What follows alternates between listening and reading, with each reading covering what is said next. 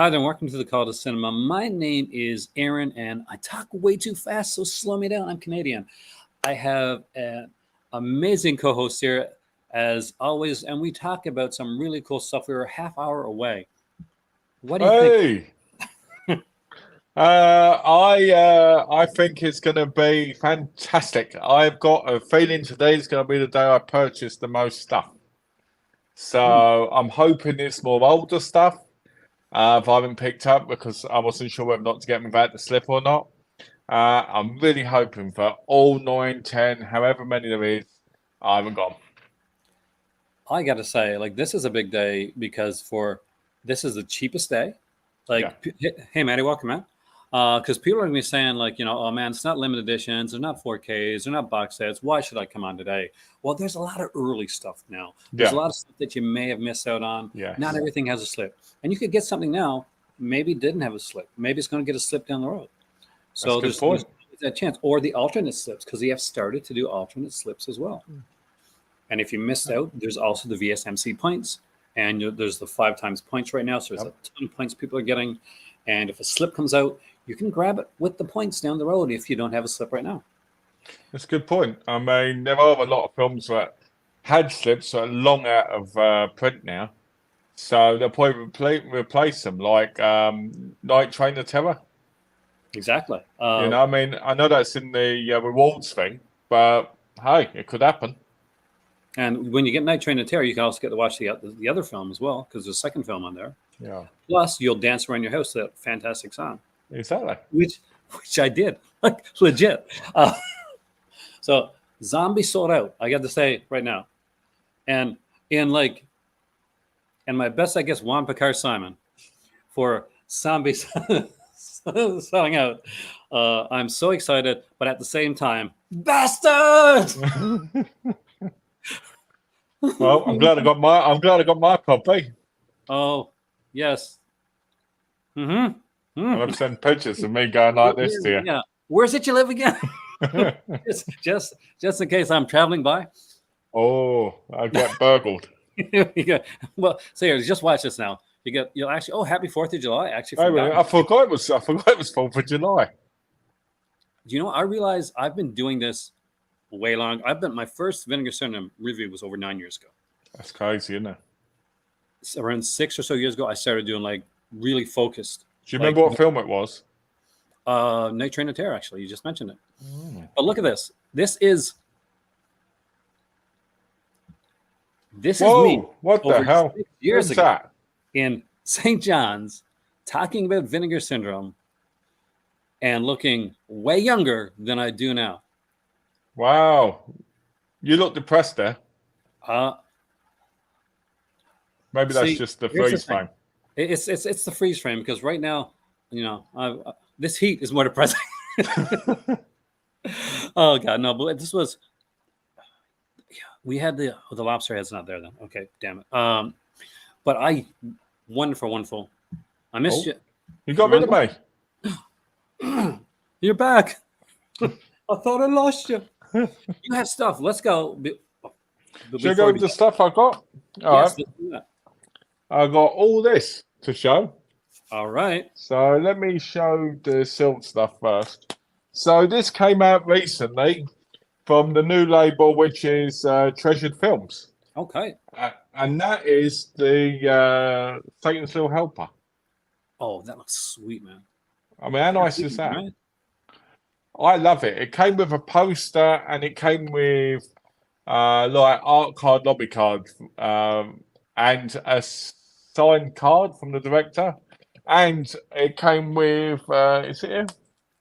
If I get to it, it'll be there. It came with, what is that? Let me have a look. There it is. Remote control. Oh, God. Because I bought the limited edition version, which had 50 copies. So I got all that with it. I was really happy, actually. I've never seen Satan's Little Helper. You haven't? No. A friend of mine's always suggested it because he loved it after watching it on DVD. I never got round to watching it, so getting this version, and getting this with it was a result as well, because especially because this is an American release and not an actual UK release. I haven't seen Remote Control since I was a teenager. Wow. I'm liking it. All right, and Arrow Video had a sale,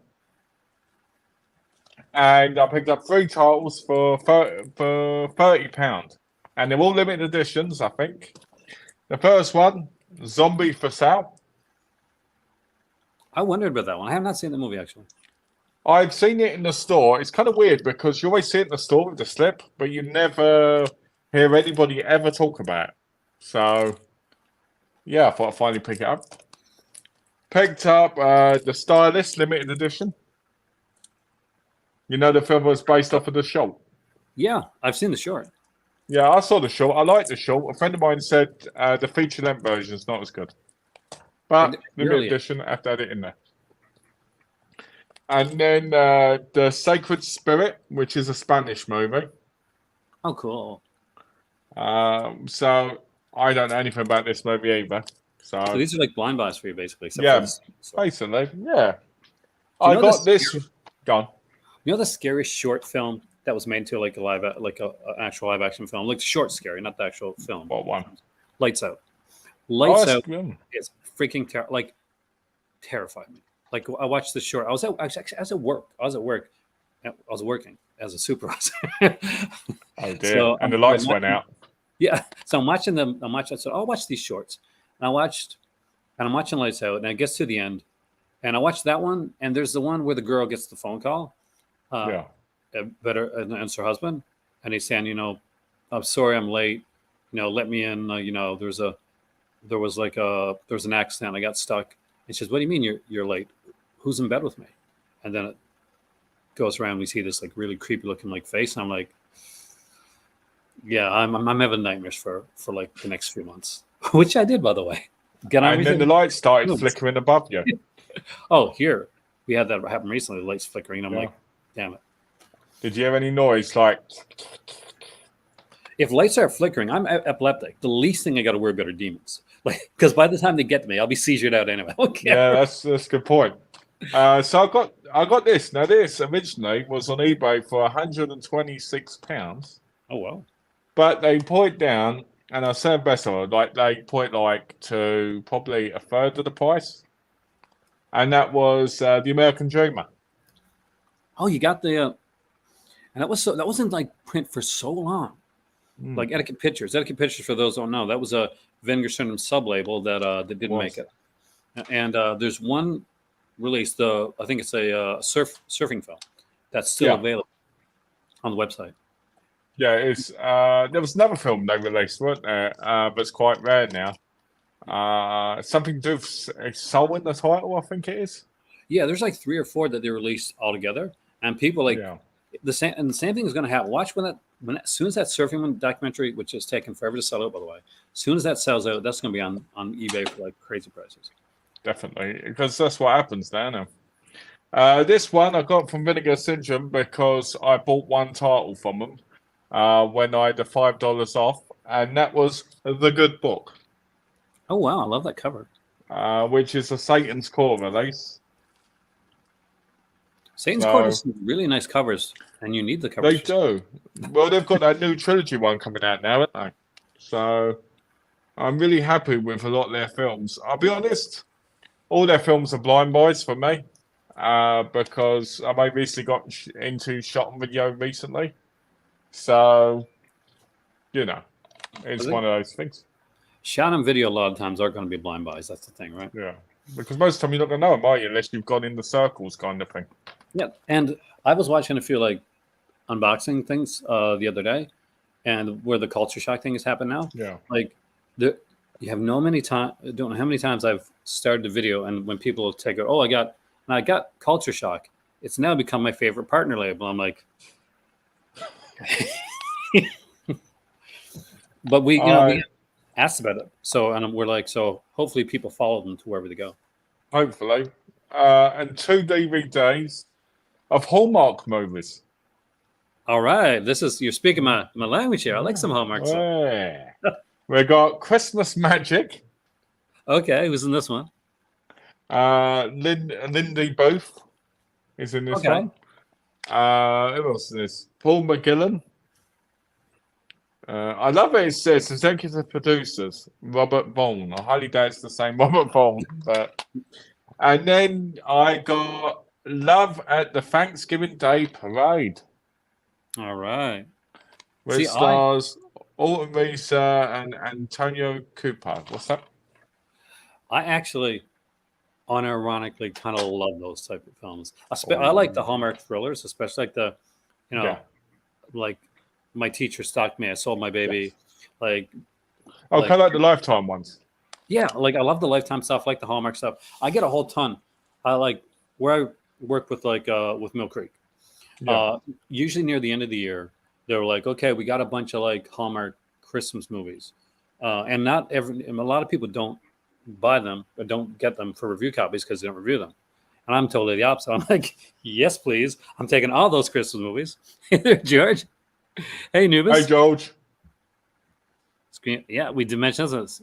My Bloody Valentine, 3 years after they debuted the Blu-ray, which I think is a nice length of time. It's like better than like you're like, here's the Blu-ray. 2 months later, by the way, there's a 4K coming. Because remember the kind of the pushback when like Synapse did like Oh yeah, Syria? I remember that. I had the Paramount Blu-ray of My Bloody Valentine for years, and that one was Region 3, which sadly the Shout Factory one isn't. So, but I both of them now. So, which isn't too bad, man. Those are fun.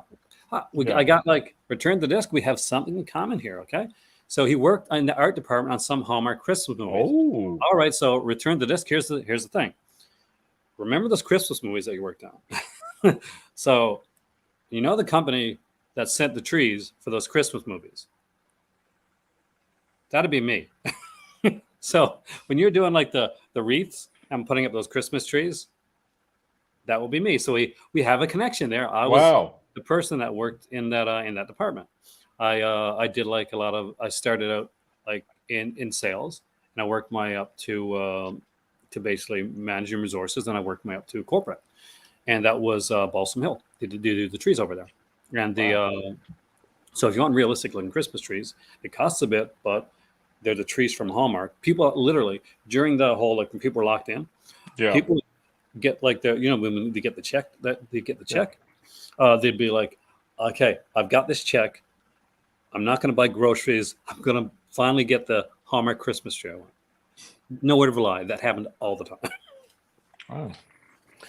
Oh. I own probably most of the Hallmark movies I bought this year.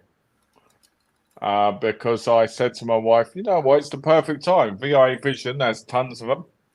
Yep. So might as well get the multi-pack. So I think I've got about 350 of them now. I think. Oh, really?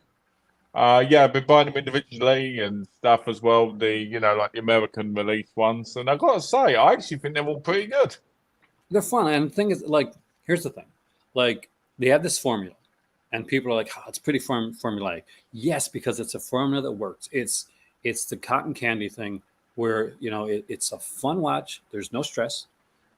And that's like when you look at the Lifetime films too, like the go on like similar thing.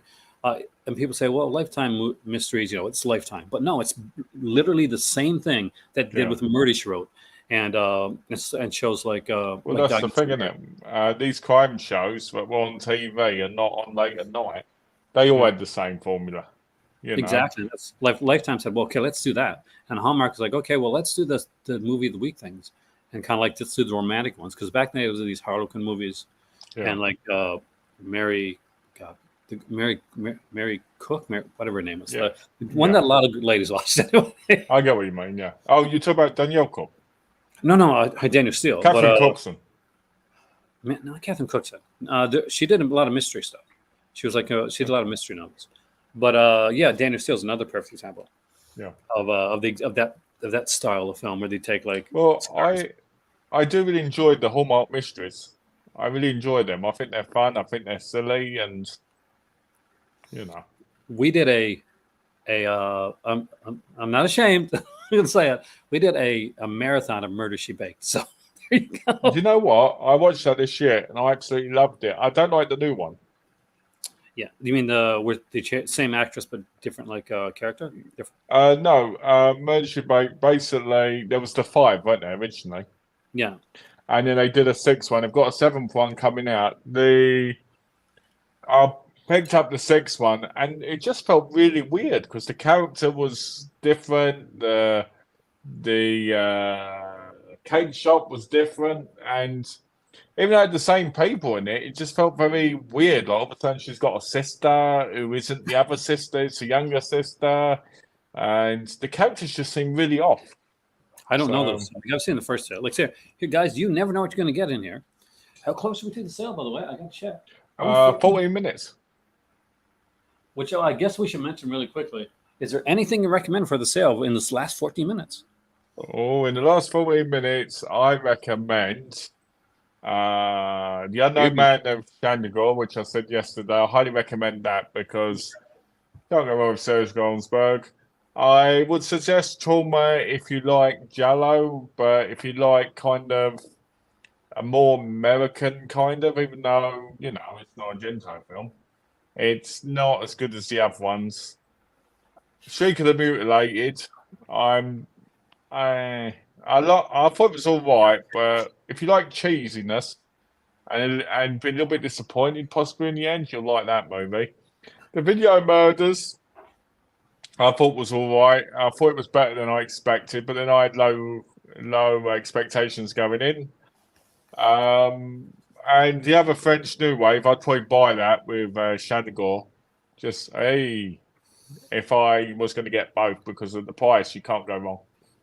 I think so. In order to tempt people in the last 15 minutes, last 14 minutes, I brought a couple over. So we got Tough Guys Don't Dance here. As you can see, it looks like one of those paperback novels you see on the spinner rack at an airport. I do like that. The slip. It's one of my favorite slips. Even looks like a paperback. You open it up. Tough Guys Don't Dance. Great cast too. We got Wings Hauser, Lawrence Tierney's in this, Francis Fisher's in this movie, Ryan O'Neal, Isabella Rossellini. And speaking of great cast, upside down. I could have got on my head, but it would have been different. But Trauma, which I think is a good slip on the inside. I love this cover right here. And there is a ton of features. So I'm wondering. And actors, we got a score by Pino Donaggio, which, love that. Frederick Forrest, unfortunately, recently passed away. Piper Laurie's in this. We got Brad Dourif in this one here.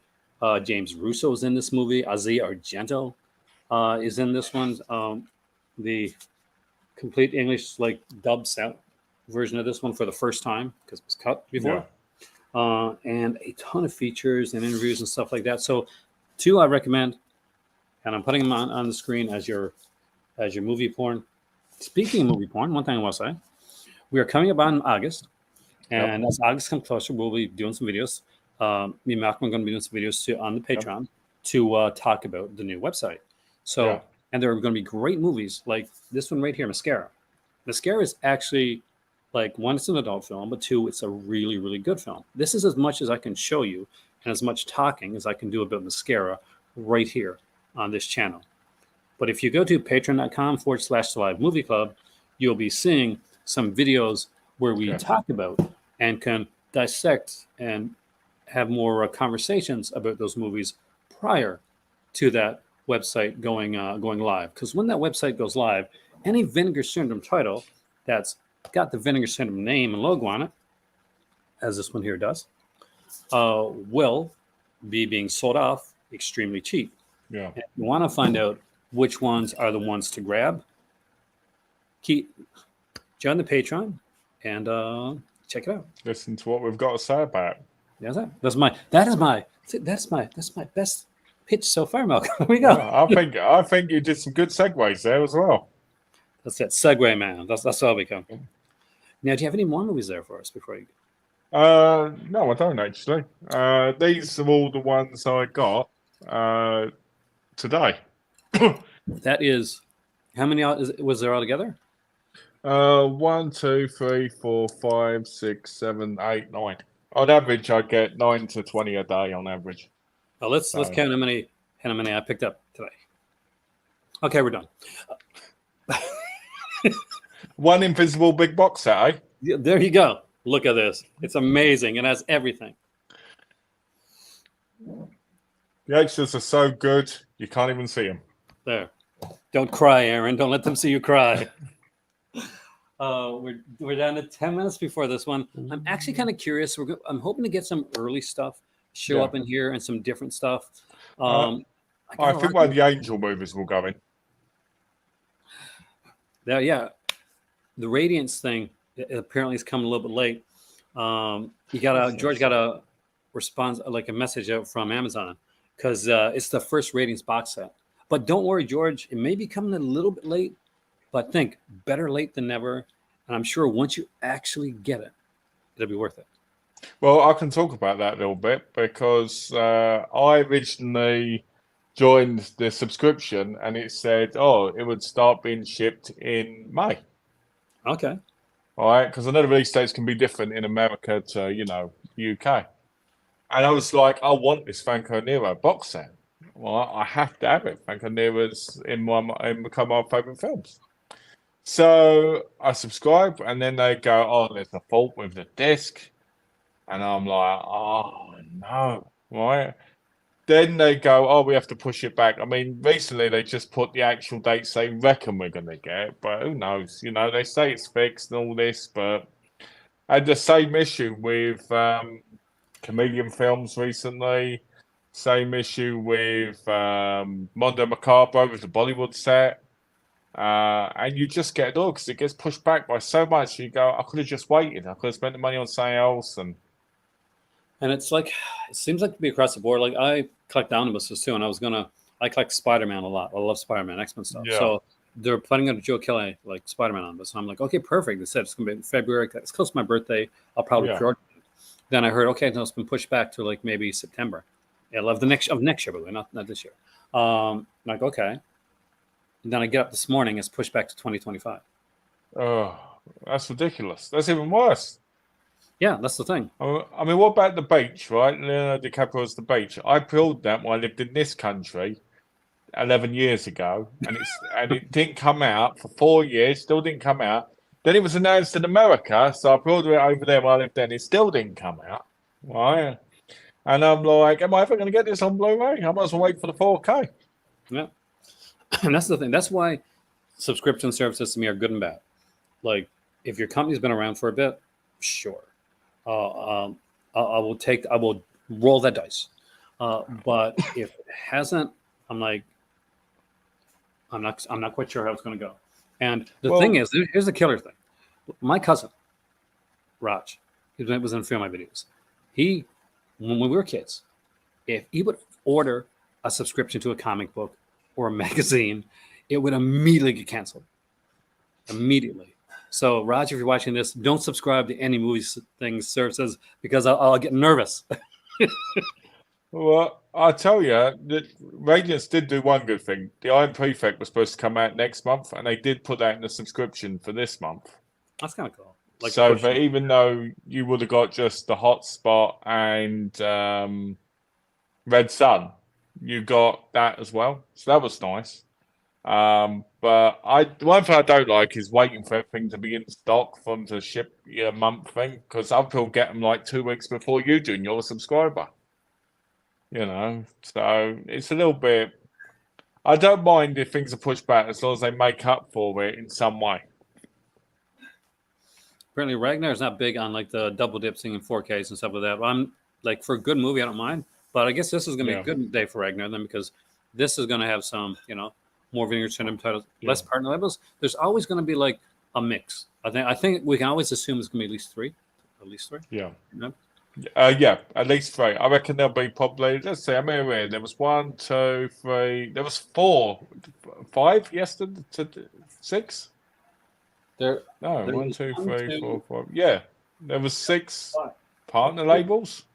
And 1, 2, 3 Vinegar Syndrome. I didn't realize that actually, but that's actually a good point. Yeah. Isn't this a Vinegar Syndrome sale? That's what I mean. So who knows what's going to happen? I mean, it could be anything. I'm just hoping it's earlier stuff. Going for the dipping, on 4K. I'll be honest with you. Half the time, I just sit there and I go, "Does this film need to be on 4K?" You know, at the minute, you know, and why isn't this film on 4K? Where it just came up, like Lola Kyle, the crocodile movie. Over here, it's not on 4K, but in America it is, and so I had to buy the Blu-ray. It's like, then they might release the 4K, and you're like, same with Steelbooks. You might buy the normal version when it first comes out, and then they'll release the Steelbook version of it when you're like, I could have just bought that version, you know, if that's what you wanted. I'm less for Steelbooks. Like Steelbooks is my least, and I got excited, but like an Arrow Steelbook. It was like an Arrow. Yeah. It was Reanimator. So Yeah. I love Reanimator. Fantastic film. It is. So I picked up the Steelbook, and it was an exclusive FYE Steelbook, right? Which FYE is not in Canada. So, but they managed to get import copies to my local Sunrise Records. I buy it. There's the regular edition. The regular 2-disc edition, like Reanimator. But no, I pick up a sexy, really nice looking Arrow Steelbook. I'm feeling fantastic. I'm feeling great about myself. Let me see if I got it back here. I'll show you. All right. Yeah, here's right here. It's like super cool looking. Love the look of it.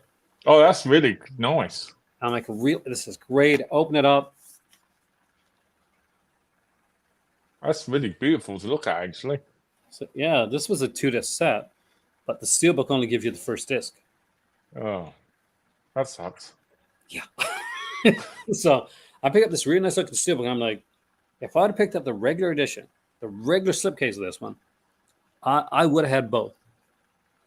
But I ended up buying, for the first time I ever did it, because I couldn't find like a 2-disc edition. Wasn't going to be a fortune. I went on iTunes and bought, like, during a sale, about a $4.99 digital version, just so I could watch the integral cut, because the integral cut's not on this. I think I had a similar. Oh yeah, I did. I had a similar situation with the Demons when they were released over here, because you could get them in the window box slipcovers, even though they weren't the same. Yeah, right, because they were more glossy, and you could get a steel book. Well, I wanted the steel book, but the 2 standard versions had the full comic between them. Me too. Hold on.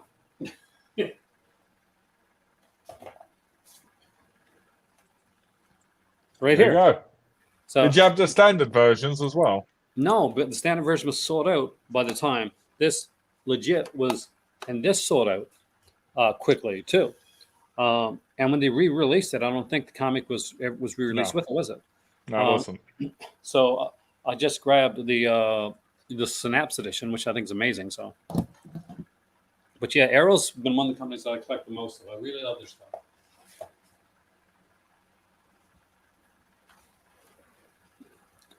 How close are we now? We're less than 3 minutes away. 2 minutes. It's 2 minutes, isn't it? Let's have a look. 2 minutes, 10 seconds on my end. Let us hope that this is going to be Vinegar 7 titles, mainly. It should be a big day. It should be a big day. With a couple partner labels that people really want. Well, you know, this should be the day for, if there's new people to Vinegar Syndrome, that they put some real good ones to draw people in. Because most people ain't going to worry about spending $12 on a disc. You know? Exactly. Get your wallets ready, Creepy says. Here's the thing. This is where Vinegar Syndrome. This is where you let us know that this is not a dump bin sale. Yes. This is a sale to, like, reward people, for instance, that don't have everything, or reward people that are new to becoming subscribers. Because for a lot of people, you know, I was going to say, it's interesting because in some ways it has been a bit of a dump bin. Exactly. You know? Your releases. I love, like, Tough Guys Don't Dance and Trauma, but I'll be the first person to tell you those are not the biggest selling titles. Yeah. So you're 100% right when it comes to that.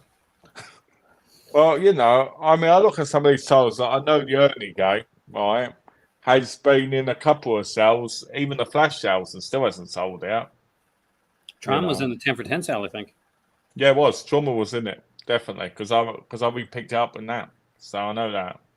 And it's an utter shame, like, that Trauma didn't sell out during the 10 for 10. I mean, I know it's not the best Argento film in the world. Yeah. But it's still freaking dare Argento. Well, you have to ask people, don't you? What's their problem? Why wouldn't they risk that $10? Oh, here we go. We've got 10 seconds left. I am ready. I'm ready. I'm all ready to go. Are we ready? Here we go. Break it down. Break it down. All right. Okay. Let's see what we got. So we do actually have Vinegar Syndrome titles here. So that's good. Oh, we've got a lot here. Yeah. So The Passing, which is definitely an earlier Vinegar Syndrome title. The Severed Arm, regular edition now, because the slip, obviously, none of these are slip titles, by the way. It's just, Agfa Horror Trailer is a good one for people that are that love the horror trailer stuff. Death Promise was a fantastic one. I know you recommended this one. Yeah, I did. Last Gasp, you want to see like the guy who played Terminator and something different. We got more titles. Look at this. Yeah, we've got lots. Smile, which is one of the Fun City Edition early titles I don't have. Fantastic film, by the way. If there's going to be a title that's going to be from another company, yes, please let it be Fun City Editions. Yeah. The Cellar's here. Another one that I missed out on. If you're a fan of Agfa, Leather Boys is there. Surf 2. That recently. Surf 2, and Surf 2, I will say right now, this is the price you should buy it for. Just gonna put that out there. Alien from LA, rest in peace, Robert Pion. This is way better than I gave it credit for. Initially, I ragged on this film. I was wrong. We got, we got my my cinematic crush, Rachel Sennett's film, Shiva Baby. Love Shiva Baby. This is where, love this actress. Yeah. Like, not just like she's cute, but like as an actress, I think she is my cinematic crush. She's a great actress. She steals the show in Bodies. She does. We got Commando Ninja, which I initially thought was an older film. It wasn't. We got a Circle Collective, Quiet City Dance Party USA, and Altered Innocence, The Island of Yan Gonzalez, You and the Night. So what are your recommendations? My recommendations are, I watched the horror trailer show, which was really good. But it's just a trailer show, so it doesn't have it has an extra trailer set on there. And I do recommend it if you enjoy, trailers. Death Promise, I recommend. I think that's a really, really fun film. It reminds me of the type of films you'd go and say you'd pay a few dollars for, and you just have fun. You won't care if it was good or bad. But I can tell you, it's fun. If you like silly acting and you like it where it's just bad but fun, you're going to love that. Leather Boys, I was really surprised how good that film was. I put it on because it's from, I think it's from like 1964, I think, if I believe, or 67 or 5 or something like that. It's around that time. And it's about a guy who gets married. And basically, there's questions whether or not he has feelings for another person, after she drives him crazy a little bit and he spends a lot of time with him. I think it's Dudley Sutton, the other guy. And it's a good film. It's good. I recommend that. For $12. And then I would recommend Commando Ninja. Because when I saw that guy originally, I was like, day one, got to pick that up. Ninja in the title, I got to get it. So I picked that up. It's a lot of fun. It's got the Exterminator short on it as well, which is fun. Oh, really? Yeah, where they do it. The film itself is over the top, silly as you can guess, but it's a lot of fun. So I would recommend Leather Boys, Commando Ninja, and probably Death Promise, and then the trailer show. For me, recommendations here. One I saw, but I don't know. It's The Severed Arm. Kind of dug that more than I thought I was going to. Haven't picked it up yet because I didn't like the slipcover. That's legit the reason. I'm shallow. Death Promise I saw a long time ago. It's the same recommendation. I love these. I love trailer tapes. When I was younger, when VHS was around, I used to get the trailer tapes.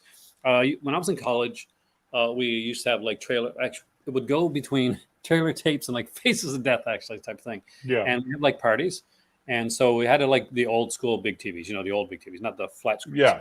And we'd have like usually like trailer tapes and stuff on in the background. That was music playing, trailer tapes playing in the background, or just random movies if we could like get something on, like circling. But so trailer tape is always a party thing for me. Yeah. Smile. If I'm going to recommend, like, there's two like ones I'm going to recommend. Smile is one of them, which I think is a fantastic little film. And the other one is Shiva Baby. If you don't own Shiva Baby, why not? You should. You should own. Do you own Shiva Baby? No, dude.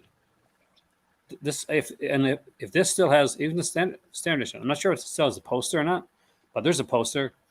And look at this. Look, Rachel sent it in like in cream cheese. Don't. And only cream cheese. Thank you very much. My cousin showed that at the cinema. Oh, really? Yeah, he highly rates it. And it's really good. It's this like kind of comedy, dramedy kind of mixture type thing. Yeah. And it gets to a sequence in the film, which I think is probably one of the reasons people know it the most, aside from like she's really cute, is that there's a sequence in the film where everything is like piling up, and we're getting like her ex-girlfriend's there, her sugar daddy's there that nobody knows about, her parents are there. Everybody's asking questions about everything. Things are just starting to go a little nuts. And she has this anxiety attack, this massive anxiety attack. And you got this kind of comedic film, and the anxiety attack within the film is shot like something out of a horror film. And it's so brilliantly done. And somebody that's had anxiety attacks before, I'm like, oh my God, this is one almost too realistically that it's uncomfortable, but it's freaking brilliant at the same time. And I felt one, seen, appreciated, and I'm like, this is a brilliant piece of cinema. I cannot wait to see what this director does next. I cannot wait to see what this actress does next. And what she did next was Bodies, which I really enjoyed. I think it was my top release of that year. And I think she's in a show that's not so highly rated. I haven't seen it rated. I haven't seen yet, called The Idol. Never heard of it. The Weeknd, I think, is in it. It's like The Weeknd did it. Apparently, it was a show, and he fired the director because it's about this female trying to like become like famous, but he thought it had too much of a female perspective, so he fired the director, which is so weird. It is weird. But it'll make you look differently at the weekend, that's for sure. Are there any that you don't have, or are there any that you're grabbing today? Yes. The ones I don't have is I don't have Smile. I don't have Shiva Baby, and I don't have The Islands of Young Gonzalez, You and the Night. And I have to be honest, since I've got all Your Innocencies in slipcover, I'm tempted to just buy that to watch it and then get the slipcover version at some point. Because otherwise it's not going to match, is it? Yeah, see, I haven't seen it. This is one I haven't seen. Yeah. I don't think subscribers generally have already most on the sale. That is true. She Baby feels like an alternate universe to Uncut Gems. Yeah. It's equally ingenious as Uncut Gems, in my opinion, Jason. I'm not sure about the passing, if I've got the passing or not. That was the month, I think, that they did a lot of like indie art style titles. They did like Taking, I think it was, you guys can correct me if I'm wrong here, but I think sometimes they did Taking Tiger Mountain. That slipcover's terrible. So see, you don't have to worry about missing out on something this one then. It's 1983. Here we go. I'm going to bring back the old school dramatic reading. You ready for this, man? Yep, let's hear it. Here we go. Ernie and Rose are two widowed WW2 veterans with no one but each other, living in a crumbled old house outside of Baltimore. Wade is a youthful blue-collar laborer with a wife and young child. Their lives seem predetermined to never intersect until Wade's wife is savagely assaulted, and in a fit of rage, Wade accidentally kills her attacker, subsequently finding himself convicted of murder and sentenced to death. Fears of morbidity are also affecting Ernie, on the advice of his doctor, agrees to enroll in a mysterious program in which the minds and souls of the elderly can be implanted into the bodies of the young. I'm getting Seconds vibes here, man. Eager to experience youth once again, Ernie agrees with Wade, forcibly assigned to be Ernie's new physical self, but neither of the two men, one willing, one victim, are prepared for the true results of the horrifying procedure. That sounds really intriguing. Actually. A 7-year passion project. Bloody hell. Yeah, it sounds very much like one of my favorite Rock Hudson films called Seconds. Yeah. Which, if you don't have that criterion, by the way, it's Criterion Month. That's what you should Pick it buy. up. It's a fantastic title. And this film.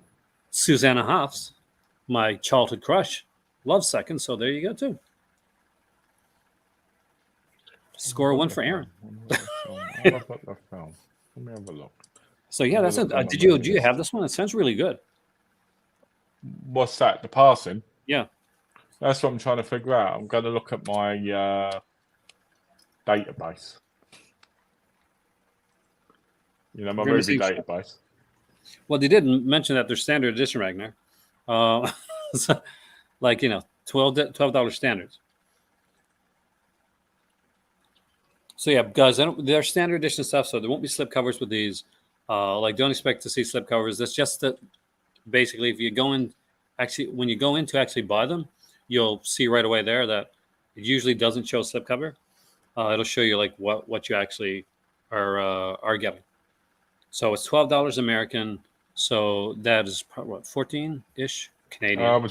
16 about that. But Small's a really good title. It's some great stuff. Barbara Feldon from Get Smart is in this. Beautiful cast in this one. Actually, Melanie Griffith, earlier role for her. You have Annette, the girl from. Why am I solely bad with names recently? I'm getting older, man. The girl from Smallville, the mom from Smallville. Oh, is that Annette O'Toole? Yep, Annette O'Toole, and she's in this movie. So you get a younger Annette O'Toole in this film. I'm pretty sure Jeffrey Lewis. Yeah, there's Jeffrey Lewis is in this as well. There, Annette O'Toole right there. If I would have went down, Colleen Camp is in this. A young, beautiful Colleen Camp. Quite a good list. Great list of character actors. So if you've never seen this film, it's actually a really fun film. It's about like a beauty pageant. Yeah. And a bit of kind of like a sardonic type of humor. It's actually like that. Just to this today to steal the title from the podcast. And it's a great podcast too. I always got to give some love to Just to This, man. Annette O'Toole is timeless. She's a timeless beauty. She was great. She looked hot in Smallville. And she was older then. Oh, yeah, exactly. And like to this very day, if you've seen, like, she still looks fantastic. If I can look when I'm Annette O'Toole's age, the way Annette O'Toole looked, I don't look as good now as she looks at like what 70 or whatever she is right now. So she is. Let's have a look. Let's see how old she is. She is. I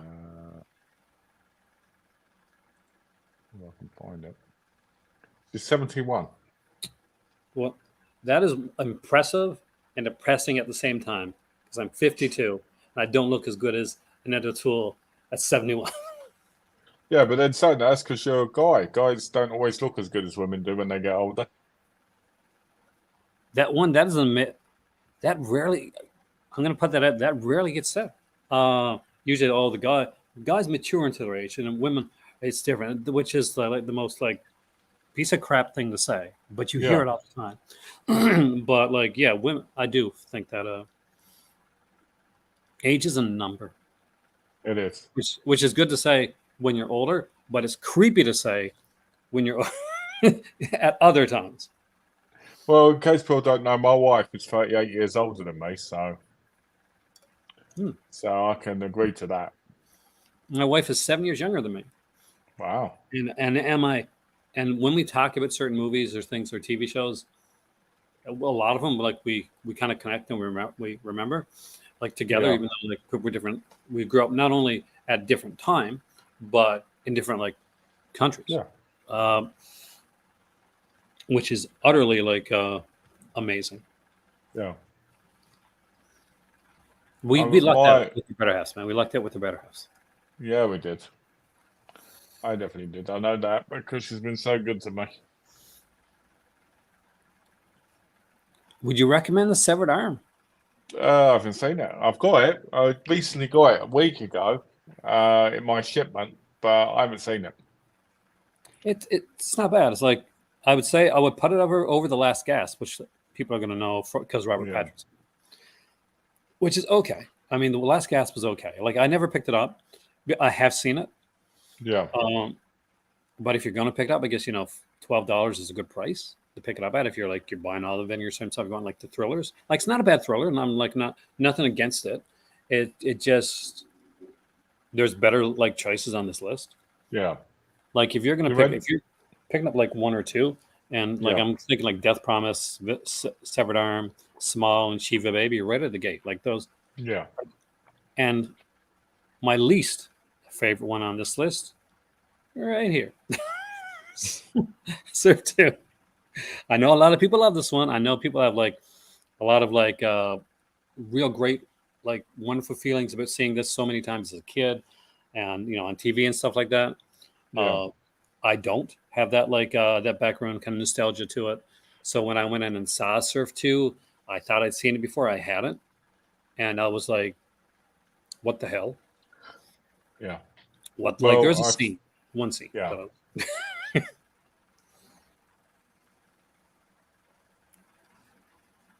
That's my non-recommendation. That's not a recommendation. You recommend Alien from LA? That's got a lovely slip, by the way, Alien of LA. It does. It shines really nice. It's so different from the other slips, isn't it? Like, it's this glossy type of look to it. It's so weird. Actually, I loved Alien from LA. Thought it was a fantastic film. When they announced it, Malcolm, I was like, oh, this is crap. I hated this movie. This is a horrible movie. Yeah. And I bitched about it, and I complained, and I was online. You can go back, guys. You can see the receipts of me complaining, but what a bad movie Alien from LA is. Don't want to watch this. It's going to be horrible. I get it calm. I finally sit down and watch it. I'm like, holy crap. Like, they did this world building with this tiny amount of money. Yeah. That's insanely good. So I don't mind eating crow. So when I get something wrong, guys, you can see me on here, like admitting it. Yeah, because you got to be honest. Yeah. I was thinking, one of my favorite labels is Altered Innocence.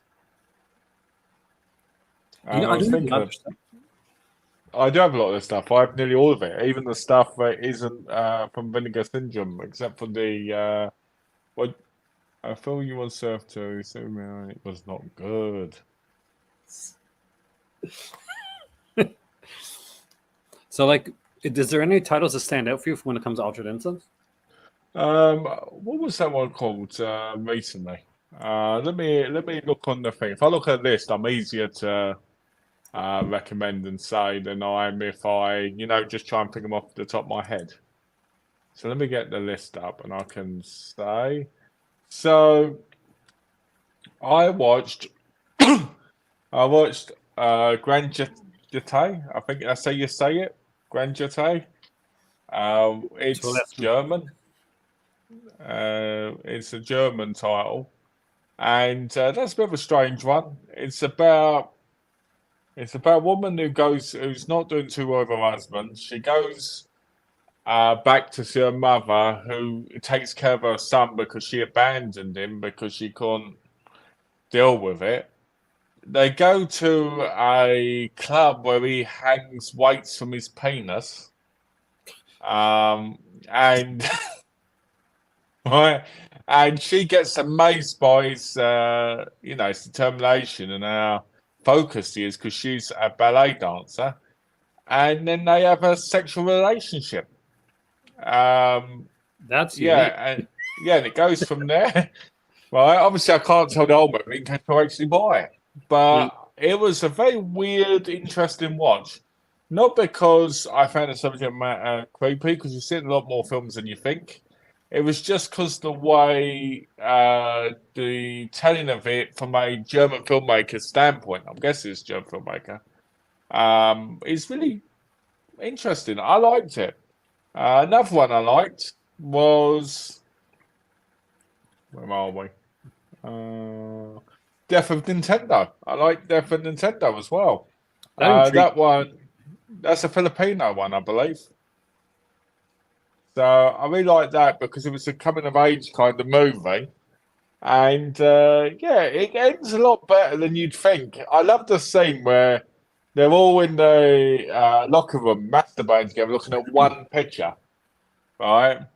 And then they have their shorts are all crusty, so they throw them at the wall to see what one sticks to decide what they're going to do next. And with that To being me, said, donate to the channel because I'm not going to be monetized. oops. It's okay. But hey, it's a good segue to it. I'm the king of segue, so there you go. That's the perfect time to super sticker, super chat, or donate because it really helps out and it makes my better half smile. And it's always good when she smiles. Yep. Here's a hot take right for you. There's so many Uh, good titles in the back catalog without slips, and they give us this. That's what Sean's thoughts are. What do you think? I agree. I think there are like the Angel series. There's so many. Like I'm trying to think right now because what ones have I got? Sweetback. That's still in stock, isn't it? Hmm. They could have And the titles. you know what about Good Luck Brother Charles? Was it? You look for the Charles, the one that the Amityville titles, if they're still available. Yep, real titles. What else? The Dolomite titles. You know, they could have put them in They could put a whole separately. I think when you're doing a $12 sale and a standard edition, it's not limited edition stuff. I understand if it's limited edition, you're going to do like 10 a day or 12 a day or something like that. Yeah. But it's a standard edition day. I think that at the end of the day, like Sean's 100% right. Like you should, put in more of your back titles, put in some of your early stock, put in more titles. Like at this point, I can tell you right now, any money made off of Dolomite and those earlier titles is kind of gravy. Yeah. Because they've sold so many of those titles, and you really want to get people in that haven't been like looking at their early stuff. You want to shine on the early stuff. Yeah, shine the early stuff. Let people see the Amityville. Let them see the horror, like because they're horror like recommendation. Like they're big. Like you want to look at our horror stuff. Here's Severed Arm.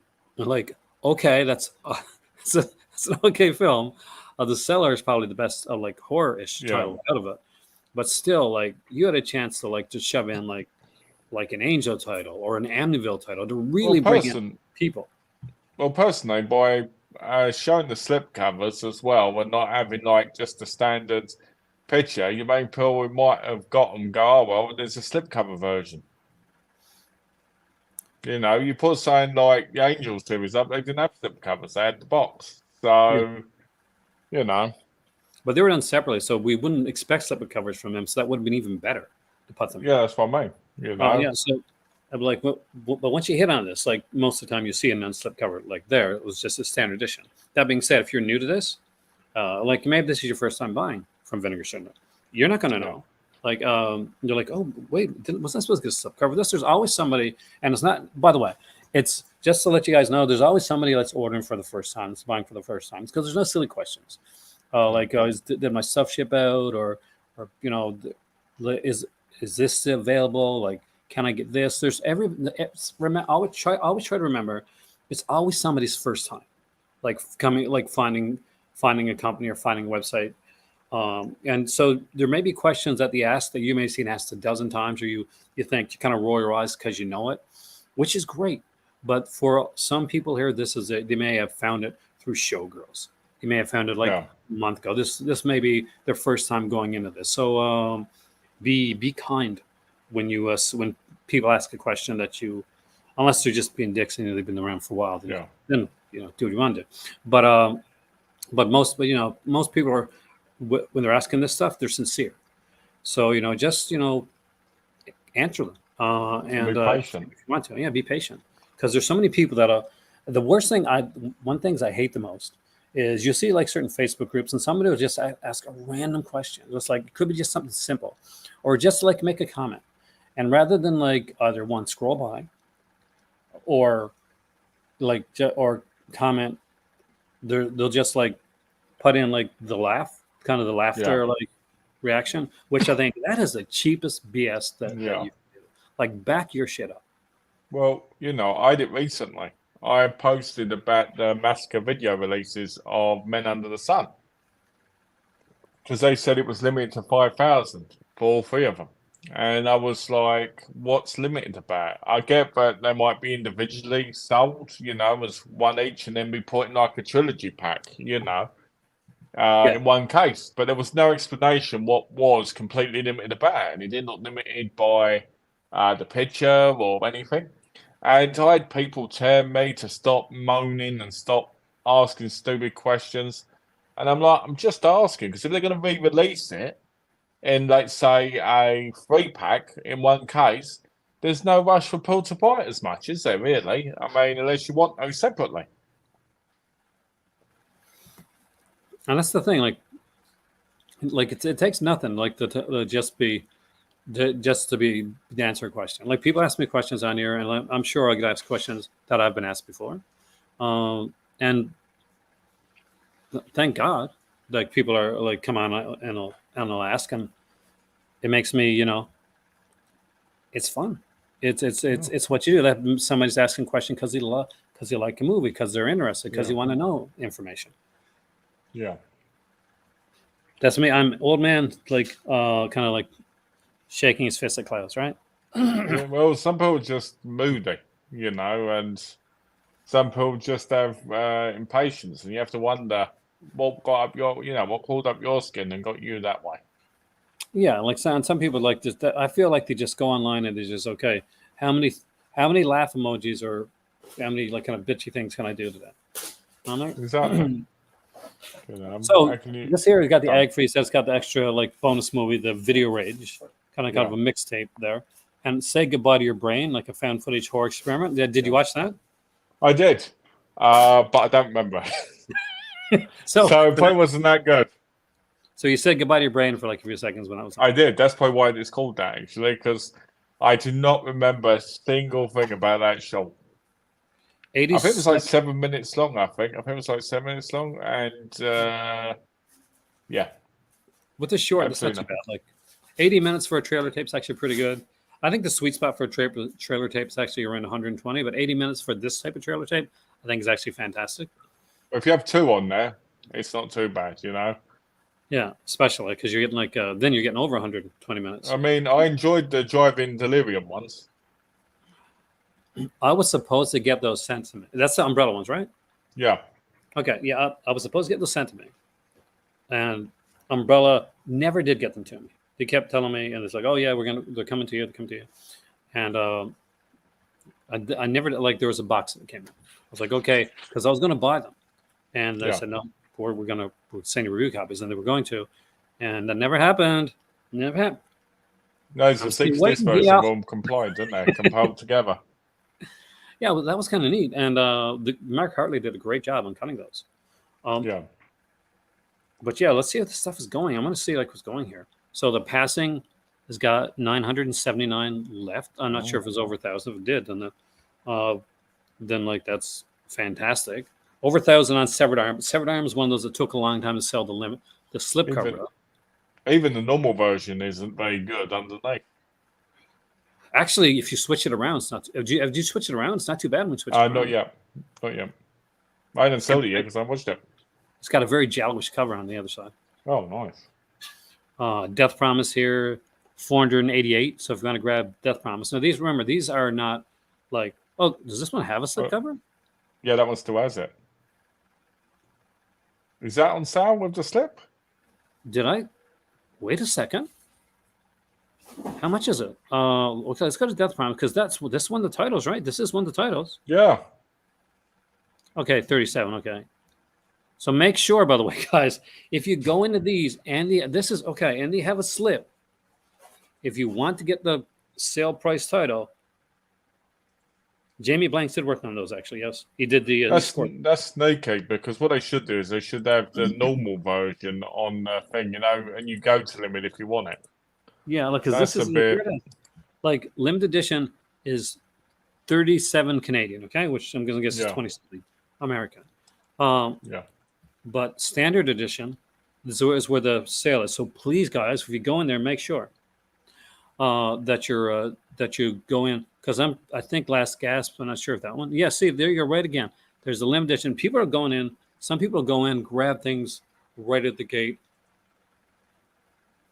Yeah, and then they end up. Yeah. That's weird. Yeah. Because the new edition's out of stock, so that's why the other ones show normally. But yeah, definitely be careful. Okay. I'm gonna be right back. Just gonna take 1 second, okay? Okay. So take over. Start like. So let's think about these titles. So if you can avoid the limited edition versions, which luckily most of them don't have the limited edition anymore because they sold out. So, are you back? Right. So because of that, it's actually pretty decent. But yeah, definitely watch out for that because you'd be paying probably like double and a half. So yeah, let me see if I can see the comments, see if anyone's commenting. Let's have a look. I've to try this, it's a good one. Yeah, I really like it. I mean, definitely get into Agfa stuff. I would like if they released another disc, to be honest. Driving Deliriums are super fun. Didn't Jamie Blanks work on those? I haven't answered that. Why not offer titles of the replay slips? That's a good question, actually. I think that's because they want. I think it's because they want to. I think it's because they want you to pay the points, don't they? I'm guessing the repress ones are the ones that are in the rewards section, and I think it's something for people to put their points towards. But I will say, I don't know why most people do. I mean, I get if you want to complete the slipcover collection with them because they're not that bad of a difference if you ask me. But what I will say is I won't want to put $10 down on them because I can get $10 off of media I want. So I'm very mixed on that. You know, the whole should I get this, should I get that? Even though I thought about it, I can't imagine ever picking up the Vinegar Syndrome, what's the word? Display rack. I couldn't imagine ever picking that up. You know, Let's look at what they got. Let's look at their. Let's Sure. look at what we can use these points on. Sure. For people that buy stuff, I miss it. I'm gonna say it again. I'm still sad I missed out on Zombie, the most errant thing ever created. And my dad literally messaged me and said, "Well, you did?" So I thought for sure you got Zombie first. I'm like, no, Dad.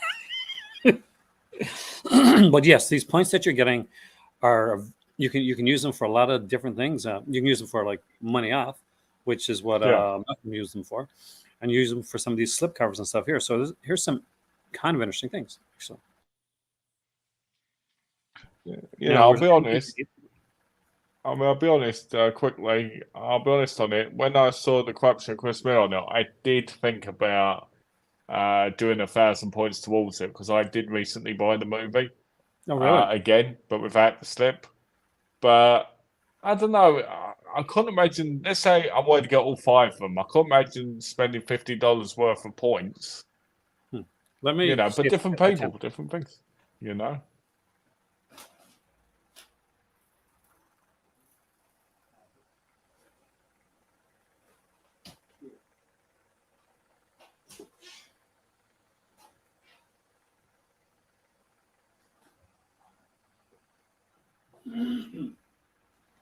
All right. Because I'm a bastard. You want to see the slip? Sure. Oh. Wait. Let's go around. Oh, look at that. Yes. Okay. Well, I take it back. I'm probably going to have to get that. If I get that, I'm going to have to get the the Apple Harvest one as well. Blood Harvest is okay. It's the same picture on the back. It's just upside down. Yeah. So it's not as important then. Yeah, Tear is okay. But out of all of them there, I'll be honest with you, the best ones are Corruption of Chris Miller. I don't have Don't Go in the Woods, but that actually is a pretty decent slip. But I'd say out of all of them there, this is actually a sexy slip. So I might have to get that then. Well, Craig P says that he uses his points for slipcover, so I understand it. I'm just saying, from my point of view, for the most part, I use it on getting money off. I think a lot of that is because I've really built them up. I'm like, I've got thingy. I think my view is this: once I've got everything that I can get off the site, Yeah. movie wise, then I'd probably go to the things like I would like to get the Pogs, but I feel like they're too expensive in the points. But I feel like once I get everything I can buy, then I'll use it for the slip covers. Now, I don't know if other people have got everything on there, and that's why they get the slip covers, or if they just want the slip covers because, it's cheaper. Because a prime example is Bloodhawk. Let's say you get Bloodhawk really cheap, you get the slip cover. Well, hey, you've got the complete version. Now, it's different, but who's gonna care other than you in your collection? That's the thing. Now, for some people, that is the thing. Like they're completionists, so they want to have the whole thing. Even though some people won't, because they'll say, "Well, no, there's a gold imprint on it, so I don't want to get it because it's not the original slip," and they're going online looking for the original slip. And I get, like, everybody's got their own way that they collect the thing that they do. But I think this is a good way to not have to literally kind of break the bank. Yes. In order to get some stuff that you may have wanted. Like, just say, for instance, you got a whole run of like Vinegar Syndrome titles, like, and all of a sudden, and you say you missed out on, for lack of a better word, Corruption Chris Miller. Okay, so you got all these here, they got all the slips right there, and then you got this one, and it's like this. This looks nice. Yeah. This looks fantastic. So I'm hoping they do that for the adult titles, because I've got a whole load but haven't got them. I would not be surprised, actually. I'm hoping. I wonder if the points will be, since you can get the subscriber off, I wonder if you can get the points off as well. There's the thing. Because there's stuff here, like there's like merch and stuff here as well. Like if you want to get a Vinegar Syndrome hat. Yeah. England has some expensive shipping costs. It sure the hell does. I'll tell you. Canada too. I tell you. Awful. The Blood Dog original slip is like $300. No, thank you. The answer to that is, I agree. No, never. I'm paying $300 for a movie, especially one that's been opened. Yeah, or $300 for just a slip. Yeah, just for the slip. I'm not doing it. I'm sorry, but I'm not doing it. And I think the VSMC versions are fine for that. And plus, the other thing is this: what we didn't say either is, but when you get these all ones, they should be minty fresh. They shouldn't be been on someone's shelf. They shouldn't have any wear to them. You know what I mean? Exactly. So, and it costs $10 technically in points, so it's not that bad. I can't believe this is the first time we've looked at these since the sale. We looked at this stuff. I can't believe the wooden coaster sold. Okay. I guess the wooden stuff sells, man. Wooden coaster. Yeah, it looks like it, doesn't it? If you got, I've got to be honest. I've got to be honest. I feel like they could have put better things in the reward section. I feel like these things are all very generic for the most part. I like pretty much like one, Damien, you should get Smile. 100%. I agree on that one. But I mean, like, there's some good stuff, but I think it's what I want. I'll never be able to afford, like slip-wise, and it's right here. The skateboard. Yeah, for those that don't know, I used to be a skateboarder. You still do, don't you?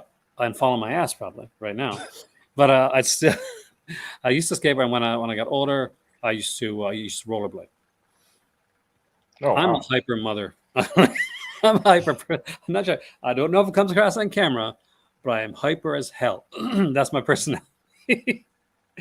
But I love the thought of like a skateboard, like a Vinegar Syndrome skateboard. That's just like, imagine how big that is when it turns up at your place as well.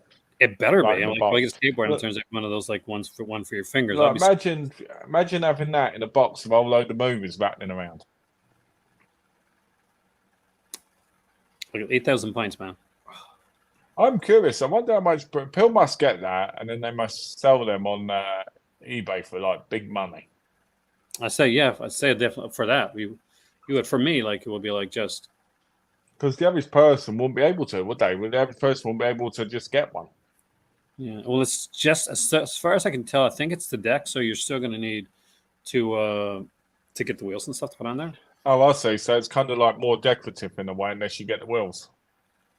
Yeah, like people, but that's what people sell it for. People sell the deck portion of it because you get the trunk, get the wheels and stuff. But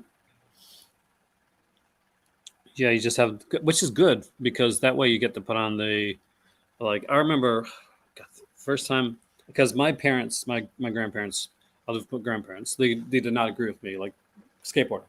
It was back in the day. Oh, it's evil. You're gonna fall down. You're gonna kill yourself. Yeah. Type of thing. Or as my parents would always say, my grandparents always say, we use this thing like, "You've got epilepsy. You can't skateboard or go to I don't know camp." how it's connected, but okay. Yeah, yeah. Well, they would find like, bless their hearts, they would find ways. they were good peoples. But so the first skateboard I ever remember getting, actually the first one that was I think I was on initially, it was my cousin's, and it was like a tiny kind of was like a plastic one, and the wheels were like not the best. I remember them. Yeah, I remember those type. Yeah, like training ones in the way. Fast as hell. They were like, like there was no like, oh, you want to stop? Congratulations, you're not doing that. So when I actually was able to get one myself, and I had to like hide it, the first wheels like were not the best, so I had to go to a shop and actually get some wheels, get some good wheels for it, and get like. I had a skateboard as a kid, and I wasn't that good at it. I remember going down a hill on it and going straight into a pole. I did that. You know those type where the pole's kind of like this, and half your body goes there, and the other there. That hurt. That really hurt. It does. After that, I did not get on it again. Oh. I was like, I fell so many times. I wiped out, fell on my ass, like banged into a pole. I remember I made the brilliant decision. So I lived in a place called Cornerbrook, and it had huge hills. Like we're thinking like mountainous hills. Okay. Oh, so it was like basically you go down hill to go down another hill to go down another hill to go down another hill. So I was like, yeah, skateboarding from the top of this sounds like a perfectly safe thing to do. So a bit like going down the San Francisco thing, really, but on a hill area. Yeah, exactly. So, and by the time I was down, like when we're around the corner, because I'm like, perfect, I'm going around the corner, that's fantastic. Like the speed is there. And then I'm going down the hill and I'm like, holy shit, how actually fast is this going to go? Because it doesn't matter if I stop or if I jump off, there is no way I'm not hurting myself. Yeah. At this point. And so the smart thing to do, if I had sense at that age, would be like, okay, I'm going to jump now because this is only going to get faster. Right? So that's what you do. But I'm like, well, maybe I can slow it down when I go down this other hill, which I couldn't do. We get to this. I get this spot, and there's a turnoff where there's this like this gas station, and you turn off, and then that's downhill both ways. So I do a turn, and because I've got so much speed up, like I turn and I almost whip off the board there, but I turn again and go down, but it slowed me down enough that I managed to get off. I'm still like, I'm wearing jeans, and they're straight leg, normal, like regular jeans, but they're ripped jeans when I when I get off. But I at least don't break my legs. So yeah, that's my skateboard story, guys. Well, thankfully for that, And I love Dogtown, by the way, George.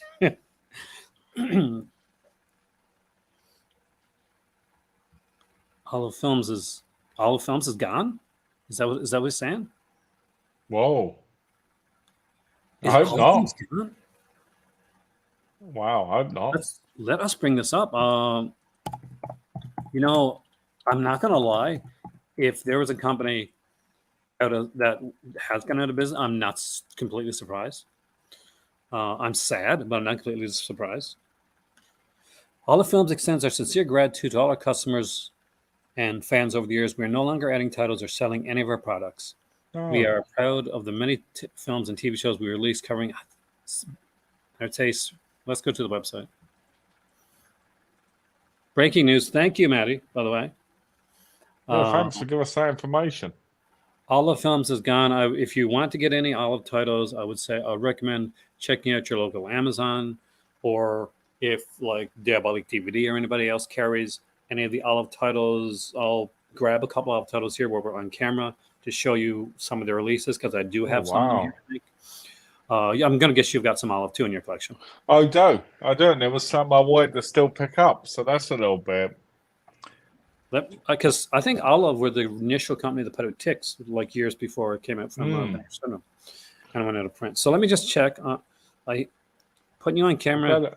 I'm glad I picked up those Betty Boops now. Yeah, me too. Oh God, yeah, me too. Because that's where I got the Betty Boop at, was from Olive. Did they release the Popeyes? Let me.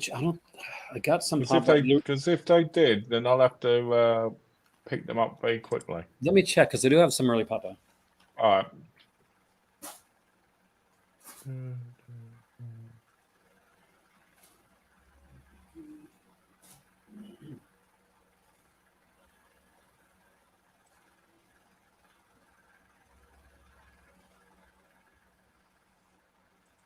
That sucks. Another company gone. Oh, network. Now Olive Films. It's a shame, man. Yeah. But saying that, there's more of opening up as well. So hopefully they'll be able to pick up that loss. Yeah. Exactly, Keggy. I don't think it is the end. I think what it is I think you've got companies like Vinegar Syndrome now that are so big now and got such great quality, but these little ones, Olive wasn't that little, but I think they're struggling more.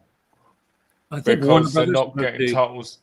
Go on. Warner Brothers put it the titles that I remember, like the Popeye, the early Popeyes at least. Yeah. Because there's 3 big sets. I'm not sure. I think they might have put out the Blu-rays as well. So I think you're safe for Popeye, because I think it's Warner Archives now. Okay. Let's see, what else was on the thing? Well, that is like, see if I can do this without having to climb. Wow. So many movies here, I didn't even know they were released. The Geisha Boy. All right. I'm going to climb. If you hear me falling, hey. Call 911. Crazy. There's still thousands and thousands of gratefuls. Yeah, exactly, Kage. There are thousands of movies. It's mental. You think about it, the price that they do for 4K, eventually those titles will come and end up being maybe 4K if they're worthy instead. So instead of being able to get those films for a decent price, you'll be paying $40, $50 for them, like, at some point. And it's crazy. Have a look. Matty says, only films DVDs, including Understand the Violence and Diary. Nice. Some great titles. Evan needs a library. It does. Or at least a harness to bounce up and down from the ceiling. Boom, boom. That'd actually be quite fun for the videos, actually, to watch. I got a bunch of olive titles, but I'm not sure where they're at right now. But I did manage to find Deadly Bees, actually, bottom around, which is a fun little title. Oh, I've got that. I've got that from Screenbound. Yeah, and like Olive put it out here in North America. Let's actually check Amazon.com for viewers there and see if there's any Olive titles still in One print. thing people might want to do is if you go on Amazon, if you go on Blu-ray.com, at some point they might have a big blowout sale of the Olive films really cheap. Yeah. So try and keep an eye on that because you might be able to pick up a whole load for nothing. You know. And they're gonna like we got here, like The City That Never Sleeps. But they put a Mr. Saturday Night, 8 Men Out, Blood Red. A lot of titles, by the way, like some of these titles I could see other companies doing, but Yeah. a lot of titles I'm mentioning right now, I can't. Yeah. Things like we got The Enforcer, Uptown Girls, Brittany Murphy, That's the Copacabana. biggest loss, I think. That's what their best release ever. Uptown Girls, fantastic.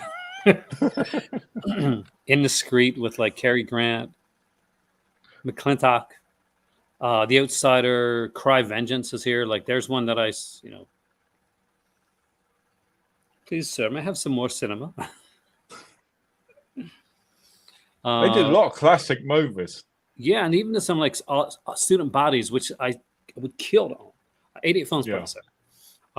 But they initially put Student Bodies on I'm surprised you don't own that. It's basically, I was going to buy it, and it was out of print at the time in Amazon CA.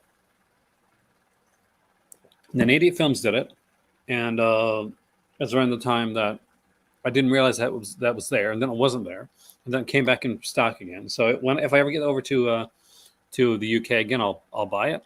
Yeah, and hopefully it'll still be around. But yeah, they put out so much stuff. Like, I would love to find my Olive titles because I got some really different like films in Olive. Like, I'm pretty sure Meteor Man, like, is an Olive Films release. Oh yeah, that was a great movie back in the day. Oh, that's a fun one. I mean, like, there's some different stuff too. I got Night of the Demons 2, by the way, which is an Olive release as well. Like, not something you think about when it comes to Olive, but have you got Westworld Ho? I don't actually. Let's have a look. And their signature collection they started doing recently. The Quiet Man, there's right there on Blu-ray as well. No, this is a big glass. Like, it really is a big glass. Yeah. Seasons of Mike Judge, King of the Hill. I forgot that they were the ones that released that, actually. This is depressing. Also released Napoleon Dynamite, the animated series. Is it really? I guess you can see like there was a wide variety. And this is, see, guys, these are the companies. I'm going to put us on screen here, like full for a second. These are the companies that I really worry about. Because as we get some of the bigger companies like Vinegar Syndrome and like companies like Severin, like do like getting like kind of doing bigger and finding their place. There's companies that can't get that niche part of the market. Why do we think Olive went bust? So it's a good question, actually, Keg. I'm sure there's a lot of different reasons. When it came to network, the guy that ran network passed away. The main guy. And things didn't go back from there. The same thing happened with Twilight Time. Hopefully that's not what happened with Olive. But smaller companies like Olive just struggle to get noticed. And that's what you got all these partner labels right now. And you hope that they can all survive, like the TerraVision, the Culture Shocks, the Caneys, the Ultra Innocents, the Utopias. You want them all to survive.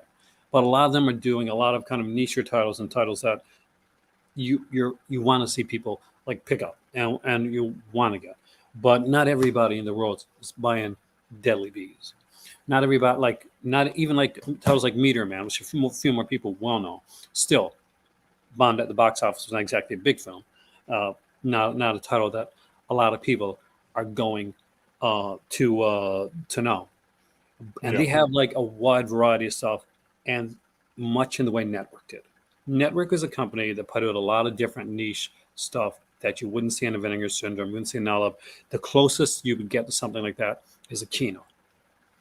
And Kino's the big enough company and has enough like things stirring around that I'm not worried about that. They've got all these contracts now, haven't they, with the big movie studios, so they're sorted for a while. Exactly. But smaller companies like Olive that do still do the niche stuff, and companies like Network that do this stuff and put out stuff that nobody else is putting out. I'm sure there's going to be companies going to come in and put out some of the Jerry Anderson stuff again, but not all. They've got to. Well, my view of it is this. What a lot of people forget is You know when people when they want to develop a property on a bit of land, people bid for it. Companies bid for it. They think, and people forget that's the same way when it comes to movies. Yeah. You know, people put their names in the hat, right? And they go, okay, I can offer this much of that. And sometimes there's like little bidding wars on it, you know, on what things. Olive Films probably, right, kept getting the short end of the stick. That's probably one of the reasons. Another reason is you think about it, if you're getting your thing done, and let's say Vinegar Syndrome colour, and they go, I want that, and Olive Films want it, you're gonna go with Vinegar Syndrome Yeah. because you know, people know that. Same with titles. Most titles, if you think about it, if you don't know what that title is, like you said with the Deadly Base, you're less likely to buy it unless you're a collector, somebody who has seen that film maybe on a cheap budget website, you know, like Deadly Base, for instance, or some other low budget horror film. And you might go and get it. But there's those films that they got that are staples that people are going to keep picking up. Now, that's not going to continuously pay for your company because eventually that's going to dry up a little bit because they're going to be like, okay, you know. The other thing is, did Olive Films ever do sales on their sites, like big sales? No, the thing is like that. There's the thing. Like I don't really know. I honestly don't know if they have like nothing that I really kind of really noticed. And if you're an olive person collector, maybe there was Maybe like you know. Olive did have like a very kind of a good fan base, but like a small fan base. Yeah. Like Twilight Time, they had a good fan base, but they had a smaller. But the people that did normally were kind of dedicated. The thing is that if this movie had a slip cover and was being sold by Vinegar Syndrome, it would sell out. Yeah. But because it came in from Olive Films, they kept theirs pretty like most of their stuff. There's features on Night Demons 2, but most of their stuff was fairly feature free. Like their like Meteor Man, I think had a commentary and stuff on it. But They released American Ninja, didn't they, as well? yeah, they did. But they were good. They were Wonderful. good quality, like very good quality. They're known for having quality like remasters and stuff. So that's what that was one of the big things when it came Well, to you it. know, I think as well, I think another thing that might have pushed them a bit back was Kino with all these amazing releases they're releasing. I mean, Olive Films hadn't hit 4K. Yeah. So, you know, that could be a part of it, even though most people are going to be like, oh, that's not going to be. It does affect things, you know. And they When you want the rights again for a movie, people might go, oh, do a 4K. If they go, well, we're not going to do that. And they did try to kind of branch out a bit. They did recently do the Olive, what's the Signature series. We looked at there with the Quiet Man and stuff like that. So they Yeah. were trying to become more of a boutique label that somebody would that you notice. Yeah. But it may have been at the kind of a little bit too late. Yeah, At, I think the other thing people have to realise as well is if a company goes under, right, it's been in the process for at least 6 months. Yeah. You know, at least. The other thing I want to say is about Network, right? Network is, I think Network was very niche because it was British shows for the most part. It was stuff that people had never heard of. Hell, me, I'm English, right? British, whatever you want to call it. And half the shows they don't know, I'd never heard of, right? You know, they weren't on TV, they weren't showing. So, you know, it's incredible when you think a company that had stuff but will never ever be released, I doubt, by anybody else now. I mean, that's things like Jerry Anderson, sure, because people know Captain Scott, people know Joe 90, Thunderbird, Stingray, you know, all but that even stuff. like Right? Thunderbirds will come out a lot quicker than you're going to see Joe 90 come Yeah, out. exactly. Because Um, Thunderbirds is more worldwide, international. exactly. That Thunderbirds was shown over here. I had to look Yeah. out. I had to like search out some of the other shows when I was younger. I'll be Um, honest, I'm really glad I bought the big box sets from Network that they released because otherwise I would never have got. they were sold over here through VI. So I got the Thunderbird one, but there's so many that I don't. I kick myself now for not grabbing Captain Scarlet Yeah. because that was a really good one. But here's the thing, and here's the thing to look at. there are a lot of parallels in the type of titles released between Olive and Network. They're both companies that released a lot of niche titles, a lot of titles that even if somebody picks up some of their things, they're not going to release them again. They're both companies that did dive and meddle into like TV, both older and newer. Yeah. But that wasn't enough to keep it going. That wasn't enough to right now, and it is such a shame. You know what's really sad? Network were going to release out the TV series with a limited edition slipcover. If that had come out, it probably would have saved the whole company. Well, that with the omnibus, they got to put the comic book omnibus. Yeah, but no, in all seriousness, it's really sad because it just shows, you know, how sparse and scary things are now. You know, people will constantly go when a company dies, like, is this the end of home media? No, it isn't. It means it's the end of more budget media, more media where you can go, you know what, nobody's heard of this, and there's another option. There's not just Vinegar Syndrome. There's not just Severin. There's not just Kino. You know, Kino keep releasing these well-known movies now on 4K. Right? I wish they'd do it with movies that nobody knows. You know, Exactly. Eventually, Kino and Vinegar Syndrome will both become mainstream more and more and more. And these other ones that are going to be the ones that would have bought us what Vinegar Syndrome and Kino originally were. Sapphire and Steel, I used to love that show, by the way. Scotch, we never heard. Network had such good titles. So if you go to your HMV with some extra bones on you, normally they're fairly cheap because network titles, by far and large, were not that expensive to buy like their single titles. Well, it's because most of their shows that they released on DVD weren't remastered; they were just TV rips. For me, it was like the fact that I'm now not going to have a chance to buy the Sweeney or Minder, like both shows that I grew up with as a kid, like Minder especially. Minder was a big show for me. And anytime I lived in Canada, CBC was our main channel, and anytime like something got delayed or there wasn't a new episode of a TV show, they'd put on an episode of Minder with Dennis Waterman, of course. And George Cole. Yeah, fantastic duo. Like I didn't like the other Minder as much, or the redo. The later one was terrible. Good cast, just didn't like it though. Network Minder, the complete collection. Yeah. Oh God. I own that. I bought that not too long ago. I just hate the box. I think this is the problem as well. Right. I bought a lot of TV from Network. It's actually over there in the corner, if you can see it over there. Right. Oh, wow. Tons of it. Right. But the problem is the box sets are horrible when you get the complete ones. They're absolutely horrendous. You know, where they're all in one of those big plastic cases. Where is the identity? Where is your style? Where is the thing that makes you want to come back? Now, originally, when they first come out, they were in separate box sets, in separate cases within. But to cheap it down, they put it in one big case, and it just ruins it. It ruins the feeling. But I mean, it's hard when it comes to a TV show, like to kind of find. Let's go and have a look. Hold on. Like I work with Mill Creek, and they still work on find their identity for certain TV shows. Like grab some of the stuff over there. Bring us over. This thingy, shall we? Let me get a chair.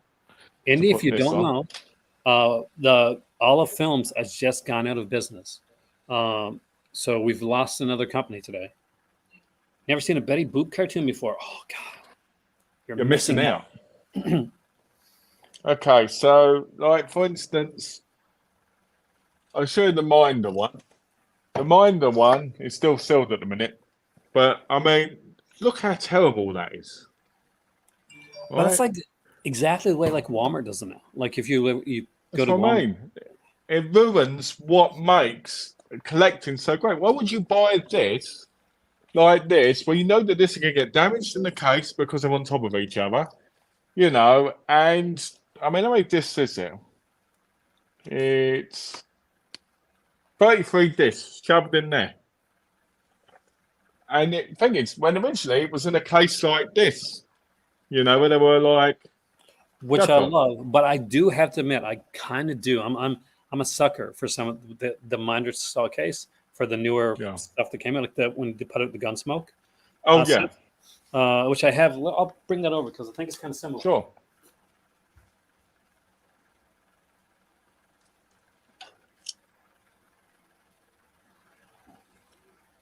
Apparently, this is missing the final Christmas episode that came out when they rebought it back, which is a bit annoying. So, like, this is the Gunsmoke set here from Walmart. So I think it's pretty similar, and like the Twilight Zone Blu-ray set. Yeah. That came out as well. When they open those up, so that yours is, it's done kind of like this, which is I'm going to assume how it's done. Yeah. Which isn't too bad. I mean, as long as it's not spindled right on top of one another. Yeah. I mean, I think these are like 4 on top of each other.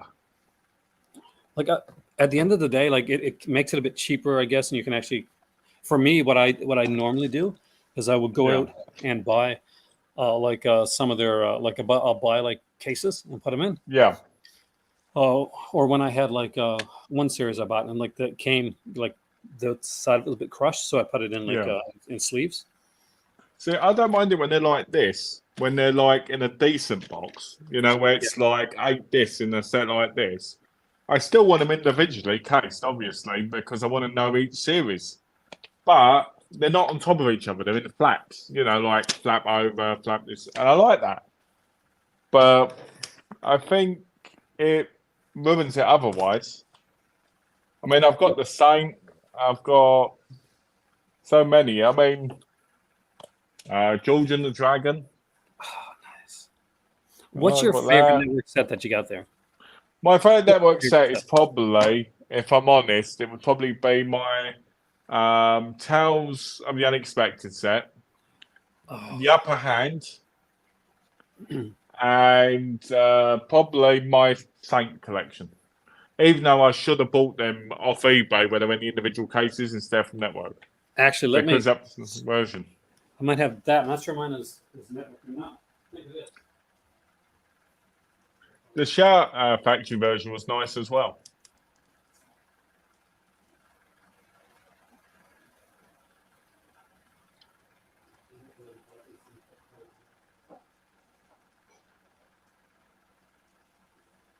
Let's have a look. What else? So, for those that like the big network boxes, here is the.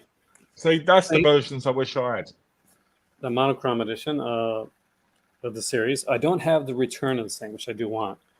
And if I get a chance, I do want to buy this one. Yes, that one. That's the one I grew up with because I was like, I wasn't old enough to watch this when it initially came out. I was watching reruns, but I was old enough to watch Overly. And this is the color edition. Right here. Those sets look amazing, and I wish I'd have got those ones. These are the network editions, guys. So there you go. People always misspell network, by the way. I noticed when they're talking about. Oh, with you mean when they put the E in the work bit? Yeah, because it kind of looks like an E. Yeah, I misspelled before too, but it is it's like a global symbol. But I love these here. These are some of my favorite things. Because look, you open them up here, and you got like. You're gonna brag now. He's gonna show them off and annoy me. Flex, man! I'm gonna flex. After you buy that zombie thing. So much better, though. You know, it's such a bad thing. You don't even get a booklet in the other one. So let me. What I will say is, this stuff is still available. Olive's still available. Well, network stuff is still available. Show your love and buy the stuff because it's not going to be around. And I don't think that another company is going to be going and running to put the Saint on DVD or Blu-ray again. I really don't. Yeah, especially now that Roger Moore's passed. Yeah, like what? And in all honesty, like the Persuaders, and that came out. They put a set. Yeah, it's interesting. They released those movies, didn't they? The 8 movies, TV movies, and the book. And I think that was one of the last big things they released. And now it's like, and this is two big companies. This is, It is sad, man. I'm sad by I it. I remember when Hong Kong Legends went under. Do you remember Hong Kong Legends? Yeah. And I remember growing up and getting all their DVDs and remastered, and it was like, wow, this is incredible for the first time. And then they went under, and I was like, but they were bringing all these great Asian movies before anyone else was, in actual decent quality. And you You never know? know, like what's going to go. You remember when Anchor Bay was a thing? When Anchor Oh Bay yeah, like was a mover and shaker, and wasn't like, hey, look, it's the 20th version of Evil Dead. yeah, Um, before Stars took them over. But yeah, like not to exist at all, to not be able to get like some of these releases and know yeah, that some of these movies from Olive, some of these movies from Network, some of these shows, TV shows especially, are not coming back. They're not yeah. coming back again. Minder is going to be very, very niche. Like, only thing I can hope is that people remember Minder the way that I did. But I don't Yeah. think so. Like, I really Well, you'd don't. be surprised. You'd be surprised how many places it's syndicated. Gonna like the only thing that would have saved Minder a few years ago was Little Britain, because they used to do the Yeah. Little Britain thing with Dennis Rodman on there. But I can't believe we lost another company. I just And doing a stream as well. Yeah, like literally during the stream. Well, like, I guess it makes for a more dramatic stream. Yeah. For when it comes to that, do you? Because I was looking for my Olive stuff. I don't have much my Olive stuff around here, or I would have like. All I have, what I know I've got is, nearby is the Betty Boops. Yeah, like I got the Betty Boops here. Like, here, I'll bring them over here. Put them up, which was kind of a massive thing. So same as you. Like when the first two, I didn't get the which ones are those? Bombs 3 and 4. I didn't manage to get the slips Yeah. for those, but I did get the Oh, slips. they had slips. Oh yeah, for the first initially I had slips with them. Oh no. So I actually bought the DVD edition of one of these before I found the Blu-rays, but I bought them all again. Do you know if there's any more, not the Blu-rays, but any more Betty Boop discs that are not on the Blu-rays? I don't think so. I mean, like as far as I know, like this was because this goes from 1932, 1930s right up, goes has like a nice feel to them. Like goes way up in 1938. Yeah.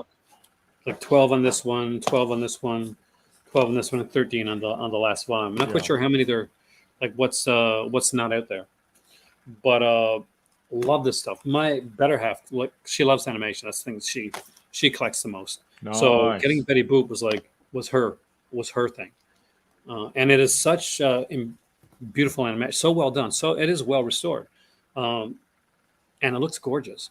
Because there's always these, you always find like these cheap sets or something like that, and you get a Betty Boop cartoon or two, right? Yeah.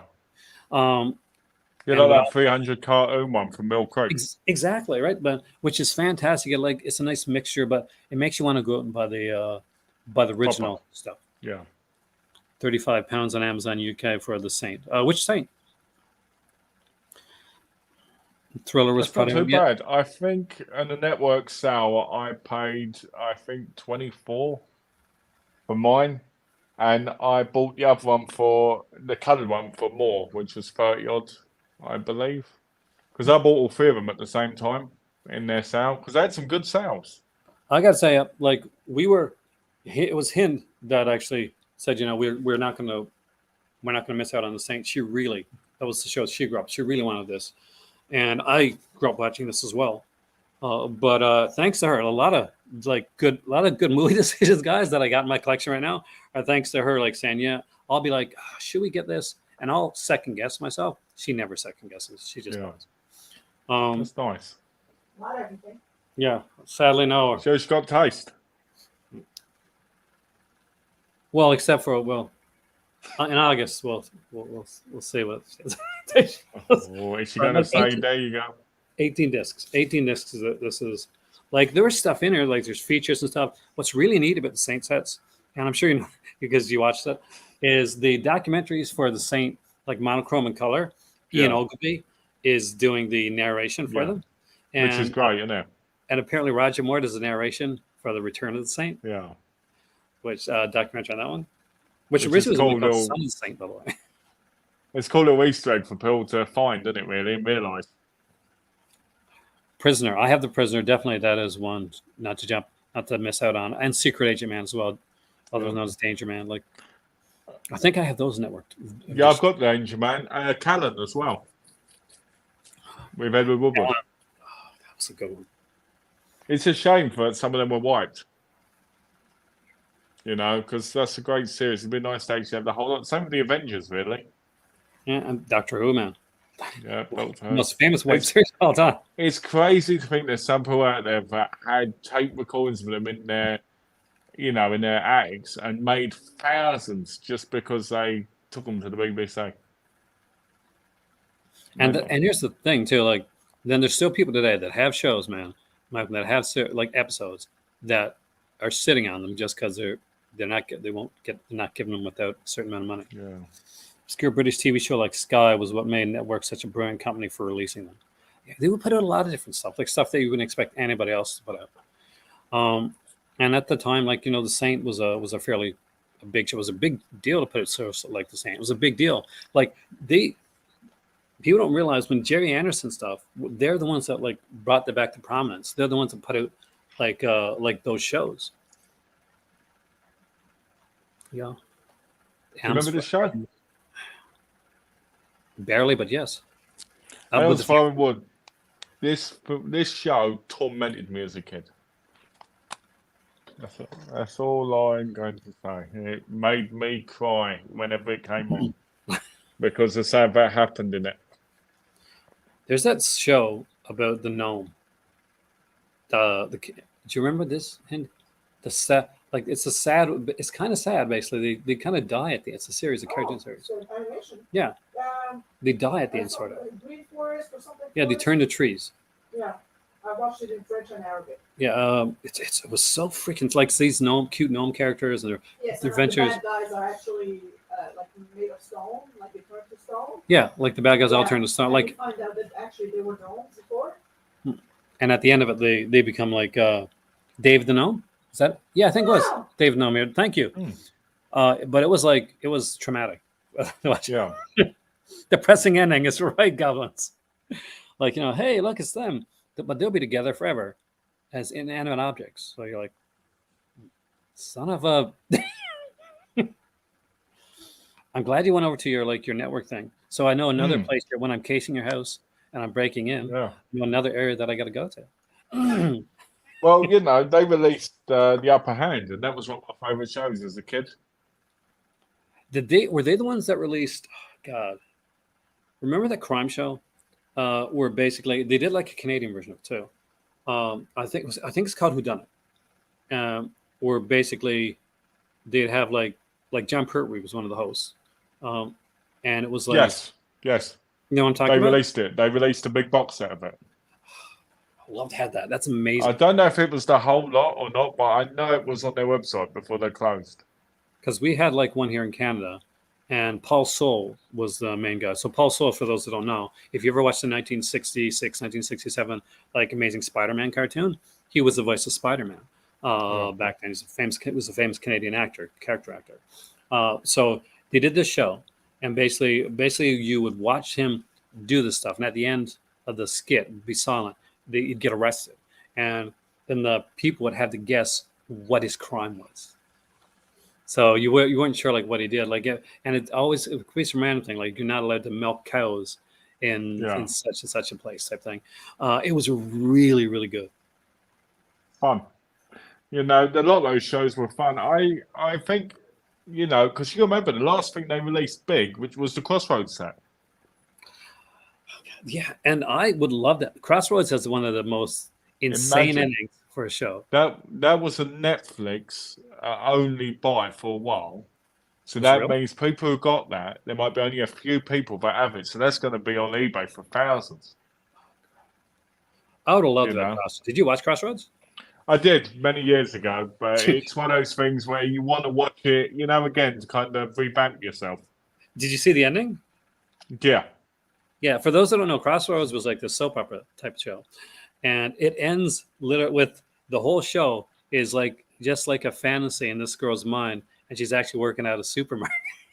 It's like the Newhart ending. It's just it's insane, but it's perfect for that show. I think it's a shame though because network released that, no one else ever would have. That's true, and and it'll never get released again. Yeah, exactly. It's just a gold foil. Yeah. Yeah, it's the exact same thing. It's only the gold foil is the only difference, man. It's the exact same artwork. The artwork has been changed. I think I'd like the slips more if they didn't have that big round circle in it and the back, but just the bit in the side. The logo, the gold logo on the side. But I think they do that so people can't sell it pretending it's an original. Exactly. That's the thing. That's the reason to do it. St. Elsewhere, another show that had a bit of a crazy ending. Yep. I love St. Elsewhere. Watched it. Was slightly traumatized by the Terrence Knox storyline about the sexual assault guy. Yeah. And especially with the episode where he kind of unlives himself, and his friend is Harry Mandel's character. Yeah. And Harry Mandel, there's this episode where Harry Mandel starts to have these nightmares, and it's insanely creepy. But yeah, St. Elsewhere.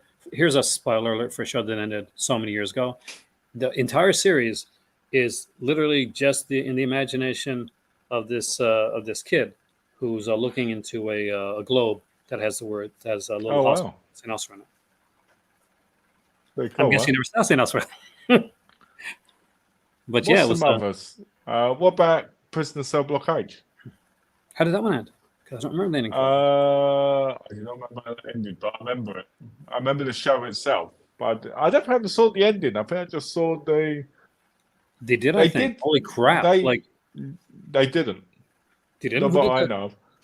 I know Studio Canal released 4 of the movies on Blu-ray. I know ITV Studios released the box set. I think. But Network did do the Carry On Christmas specials. I know they did that. I don't know if they originally released them on DVD, but I know for a fact, ITV Studios did. Now, whether or not they were connected sidely, I could be wrong. No, I think you're right, actually, because my dad has it. Yeah. And I'm checking out here right now. So, yeah, it was ITV Studios did that. Now, the Christmas specials, 4 original Christmas specials was... those were put out by, but Fremantle has them now, so that's not too bad. Yeah, but Network did release them quite recently as well. So Fremantle probably bought the thing. Fremantle, I've noticed, has come along and been buying a lot of stuff because they do wrestling now. They do all the wrestling Blu-rays for WWE over it as well.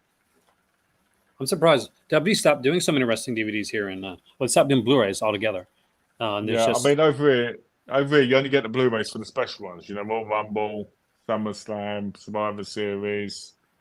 You don't really get for the box sets or movies. Like the specials anymore. They just put out recently. Olive put out the signature series edition for Night of the Grizzly with Clint Walker, which is a cool title. They did their signature series. Did it not take off? I mean, no. They look to be pretty cool. Did you get any of their signature stuff? No. To be honest with you, I didn't really buy much from Olive Films because I never heard of their sales or anything. I went for things like Babe Boop, and especially being over here now, it made it harder. Yeah, and it's like there's some. It's sad because I'm going through here as we're talking, and I'm seeing so many different releases that they put out, and it's such they put out Orson Welles' Macbeth and The Fallen Thelma Todd with Barbara Stanwyck. They put out Mannequin, which is a movie I actually saw in theater, and Bestseller, which is a good movie with a bad person, and Body Snatchers. They actually put out the original Body Snatchers. It was them that put it down. I think that's a BFI release here. That's good. We're safe with things like Body Snatchers. Yeah. But it's these other titles, man. I think places like BFI won't go under, over here, because it's the British Film Institute. I think BFI is like they're like Criterion in a way, and like Vinegar Syndrome, where they're like kind of like an archive kind of thing. Yeah, like say, I think BFI is safe. I think Eureka safe. I hope to God Second Sight is safe. I think they are because they're starting to get a name. Yeah. And they're putting like some really high quality. They're getting some pretty big titles. Yeah. All together. I can see 88 films flopping at some point. You know, that makes me nervous because the 88 films were the king of the sublabels. They really rode the sublabel thing, and I was super excited to see that type of stuff. So, but it'll be a shame because 88 films does some good stuff. Like they do, but I just get that feeling. You know, maybe it's the delays of every release to a degree. I mean, Indicator, I don't feel safe at the minute. I feel like they release a lot of stuff and they're selling very quickly. But you know, when you're taking, I'm glad they're taking gambles like on that. You know, that set they released. You know, I can't remember what it's the God's Blessing one or whatever it was. You know, that weird one. Set? That's it. Yeah. Yeah, and of course, with this like the Spanish horror stuff as well. Yeah, I think it's good to take those gambles, but at the same time, I think they need to focus as well on what's getting them the money at the minute more. So hopefully it works out. I think the Spanish one is actually sold a lot. Yeah, that one sold out, didn't it? You heard of Mondo? Yeah. I see. I would have been worried about Mondo about a year or two ago. I'm not so worried about Mondo now because I think Mondo's getting a bit of a name. That being said, Mondo has the ability to maybe do a subscription that could work because they don't put out a lot of releases. The thing is, like companies like Olive and companies like Network had to take more chances. So Network put out a lot of TV shows, even like newer TV shows. You can see some newer TV shows from Network, and not all of those chances pay off. I'm worried more about like the companies that more of a broad base. But the thing is, if Mondo ever went under, that's a whole bunch of movies you're not going to see anywhere else. Yeah. That's my worry. That all their Well, I think with Mondo, I think that's probably why they don't release stuff every month. I don't think Jared could actually. You know, I mean, I think their biggest gamble so far recently was that Bollywood set. See, I don't think you know. I think it was a great not idea. because the price, of them getting the rights to it. Yeah, but because a lot of people you'd think would go, no, I'm not getting that because that's, you know, but it's done really well, which I'm happy about because I'd love to see more of that stuff. What you have to look at is when companies stop seeing announcements, when you stop seeing things being released, or when you start to see them losing the rights to a lot of shows, or they start to like switch over to another company. Like it was only not too long ago, if people remember this, that Shameless Screen Entertainment almost went under themselves because they lost their distributor, and it was only like teaming up with Arrow Video that actually kept them from going under. Yeah, they don't release barely anything, do they? That's the thing. And I'm shocked because I know that 4 Fives and Grey Velvet is like there's a Severin release, but how is there not? How in the hell is there not an Arrow Video 4K of 4 Fives and Grey Velvet when they do the distribution for Shameless? That should have been one right in that contract. And one of the first things that they did, it could have been a co-production, could have pushed some of the Shameless releases because Shameless still, like we know what Shameless is. There's a lot of like people, if you down the road, if you said, hey, Shameless, all they're going to say is either the UK or the US TV show. They're not going to know the company. And if they do know the company, they know they did shoddy releases. Yeah, some of their earlier stuff. Like I got 4 Fives and Grey Velvet Blu-ray from Shameless. Do I want the 4 Fives and Grey Velvet 4K? I desperately want the 4 Fives and Grey Velvet 4K. It's funny, you know, because I was saying to my wife earlier about City of the Living Dead. It was released by Cauldron Films. right, on 4K. And I said, but that should have been something that Arrow should have released ages ago. I know, exactly. You Damon know? says here he thought Olive was already gone under. Like he probably wasn't even aware of the Olive Signature series that came out. That's a good point, actually. They were in the dollar store. That's never a good sign. Yeah, no, like you see that happen a lot. It's interesting because if we look back at DVD labels, right, there's countless ones we can't even remember, right? And there was like tons of released Asian films, there were tons of released all kinds of films. And most of them had one thing in common. They were really, really bad quality, right? But nobody cared because they were getting films they wanted on disc, right? Yeah. Now that we've got to Blu-ray, we got 4K. People care more because they want that quality. I'll give an example. What was that film called? Full Moon released the film, Jello, Tale of the Scorpion or something. Right, I got a HD Blu-ray rip download of that from a friend, and it was horrendous to look at. Right, it was almost unwatchable because it was fuzzy.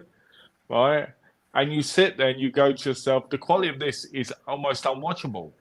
You know, so you've got to take that into consideration nowadays. You've also got to take into consideration what you offer. Like, who would have thought years ago when we had VHS and people would care about slipcovers, people would care about booklets, people would care about all this stuff more than they do for the film half the time. Oh yeah, like people, you know? and that's the thing. People don't realize how important that stuff has become for collectors. Like you want, like, some people will legit pass up on something if there's no slip. They'll pass up on something if there's no features. I mean, prime example is Own Day and Revenge of the Pack, right? The Australian martial arts movies.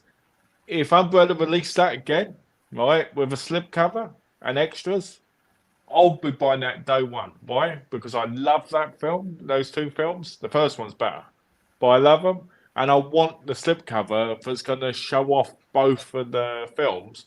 And hopefully, if there's extras with it, I still angry if I didn't get Mad Monster Party from them instead of buying a cheap American Blu-ray version because their release is phenomenal. You got the same one I got. But exactly. But the thing is, at the same time, right, it shouldn't be about that stuff. It should be about the film anyway. So, you see what I mean?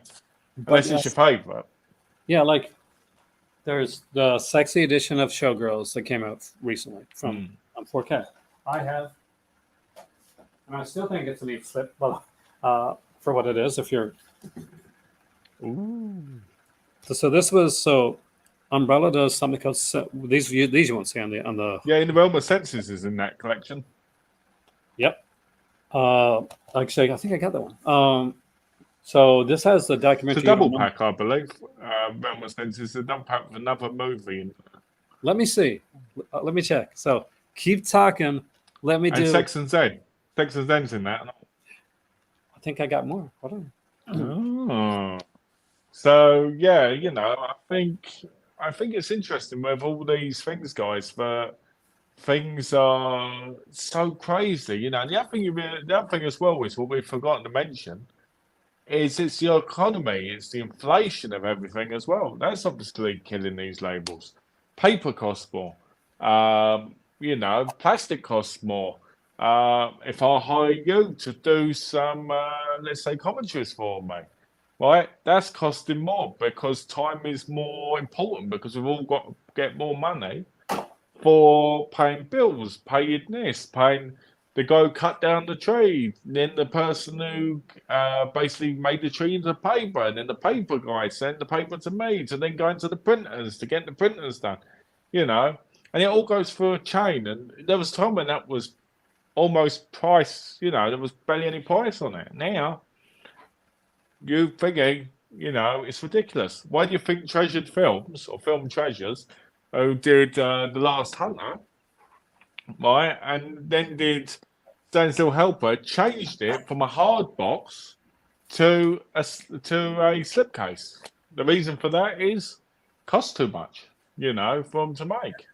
And the other thing with these film companies as well, especially these smaller ones, is it's not that much of a profit, coming in, and I think that's what's doing all this, and I think it doesn't help either. Where if I say to you, oh, let's have a look. If I say to you, oh, Paranoiac, right? Shout Factory have got Paranoiac, right, for $20.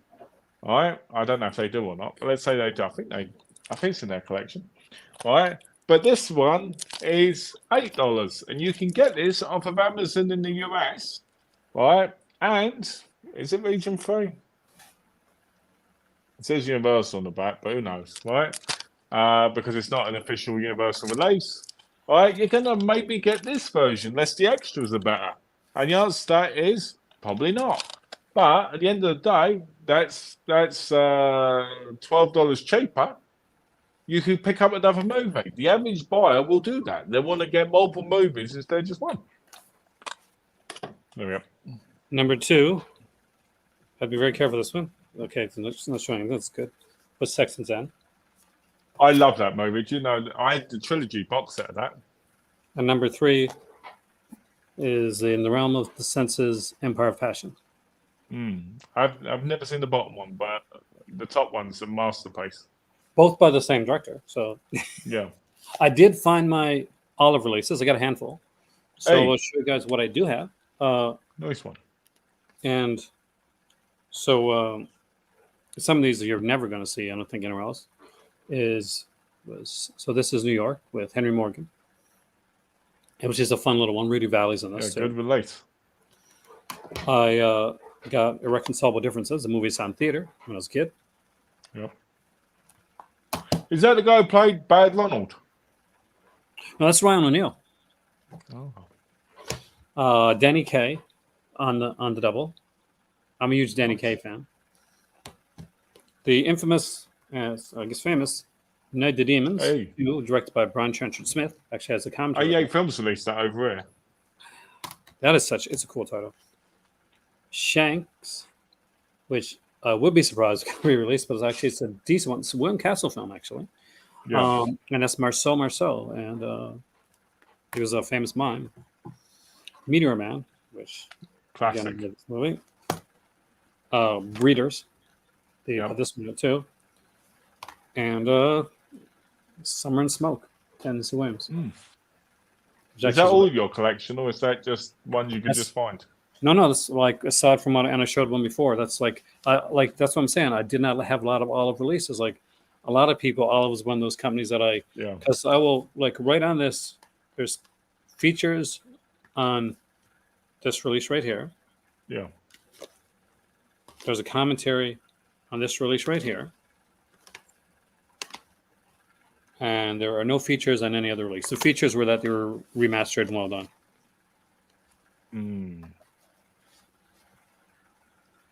That's the problem, isn't it? We want features. We want making ofs. We want these 3-disc editions. Oh, hear this. So, message was half review. Okay, let's see this.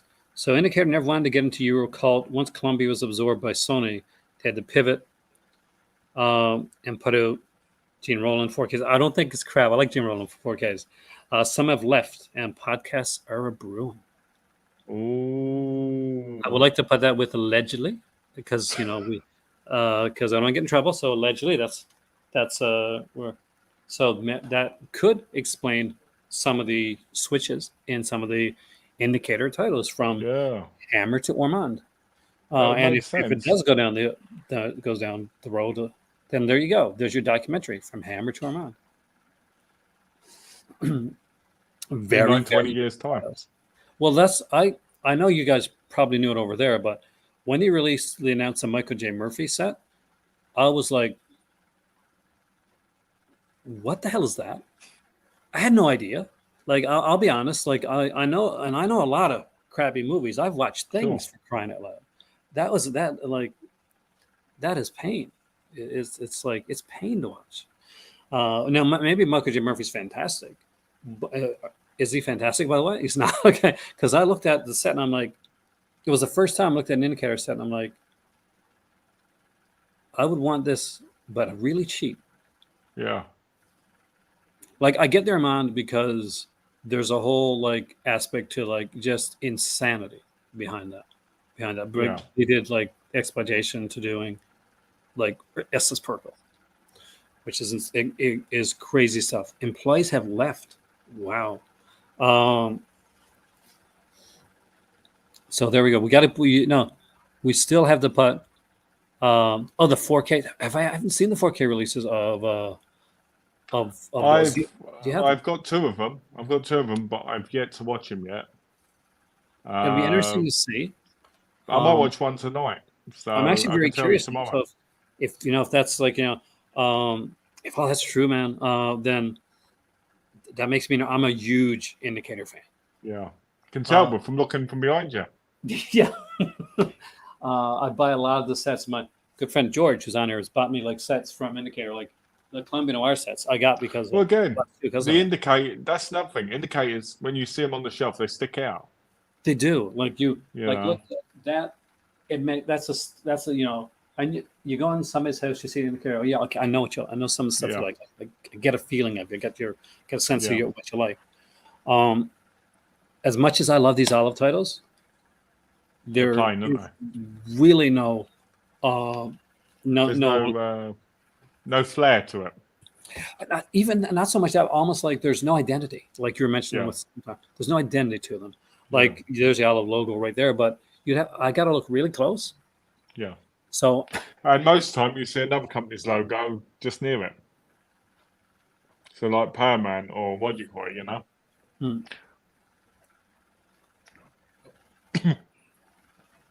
That's the thing. They got in trouble a while back before, like they said something like they backtracked on it, but there's like I think it was like Kat Ellinger or one of the people. Somebody's mentioned something along the lines of surprised you didn't get her for a commentary for like certain release, and something was said that didn't go over very well with certain people. Yeah. I'm not sure if you remember that or not, but it was. Yeah, I remember. Yeah. But I hope not. I hope like they get things straightened away, and hopefully they get some releases. I know that Criterion had a bit of an issue initially in the UK. We stopped seeing Criterion releases showing. Yeah, they're starting to slowly release again. That's because they got a new distributor. The distributor wasn't working out. The initial distributor, but there's a new one allegedly. Allegedly. In case you're wondering, this isn't my whole collection. Yeah, no, man. One of these days, what we got to do? We got to get you on here, like do a tour thing. Yeah. And because his collection is very, very impressive, guys. Very, very impressive. What do we think? What do you think of Radiance? Dennis recently got a subscription. I think I've got a subscription and I own every one of their releases because I bought the movies that weren't going to be in the subscription. Because they released, they did. They had Cutter's Way, and they had Arabeto, is it? The other one. They had that, and they've got some others on there. They're having that Buster Keaton one come on, but the actual Radiance line with the numbers, I'm actually quite impressed so far. I mean, Big Time Gambler I thought was a real winner, and I'm really hoping for more of them. What the fuck was that? I like the look of the Radiance releases. I think that they do have an identity right at the gate. Welcome to the Dollhouse. Fantastic release. It just sounded like something fell right through down in the chimney. Like, serious? Like someone threw like a big bit of sand, down the chimney. It just sounded like that because it hit like boom. Santa's dead. No. Yeah. But somebody said again, sorry, because I was focused on that. Oh no, just talking about Radiance titles there. I said welcome to the Dollhouse. Like someone mentioned. Yeah, exactly. That's a winner. Miami Blues is decent. A Woman Who Kills, was that A Woman Kills, that French one? I think so. Like one thing I'll say is like they have an identity right at the gate, and that's very important. I like the paper. I like I'm saying show this one. Okay. I like Umbrella. And I do like these slips. I think they're neat and stuff like that. They got the keyhole things on the back, on the side, but still, it is No, I actually probably do like this better than I like the vinegar cinnamon slips. To be honest, I'm weird that way. I know. Blasphemy from Mr. Blasphemy. Vincent himself. I know, but yeah, we'll see. We'll see what what they come out with stuff. But Central Cinema releases. Who knows? Maybe Central Cinema could be something that can go over to their new website. There's a new label that's come out. They released a Jello, and they've got a Western coming out, a Mario Barber one. And I cannot. It's something like Malacca or something. I could be completely wrong. What was the name? I remember I wish I could remember the name of the actual film, because I remember finding it. But I pre-ordered them, so that says a lot. I pre-ordered them. I don't know the company. Yeah, but you're gonna have them. You know soon when you get them come. Yeah, exactly. It's supposed to be released this month. The second one. I'm guessing they'll send the first one with that one. So I think it's like Malabria or something, or Malabar. It sounds like that. It sounds from. Yeah, I know, but it's one of those on tip your tongue, not quite sure. Yeah. But the Radiant subscription again, I do recommend it because you get the cards and that, and it's nice. But the problem is, I missed out on the tote bag because for some reason I couldn't get a tote bag because I missed the main thing. So that kind of sucks. They should at least give you the money. You should get the tote bag, man. Yeah, exactly. I kind of don't like the idea of you just get the movies. I think every company should give you something extra. Like television gives you a shirt. Yeah. You know. So by giving you that shirt, you're advertising them when you're out. See, that's why Vinegar Syndrome should be sending us like shirts, and Radiant should be sending us shirts right now. Vinegar Syndrome should be paying for my subscription for the next 3 years. They should have paid for my. I've been doing it again.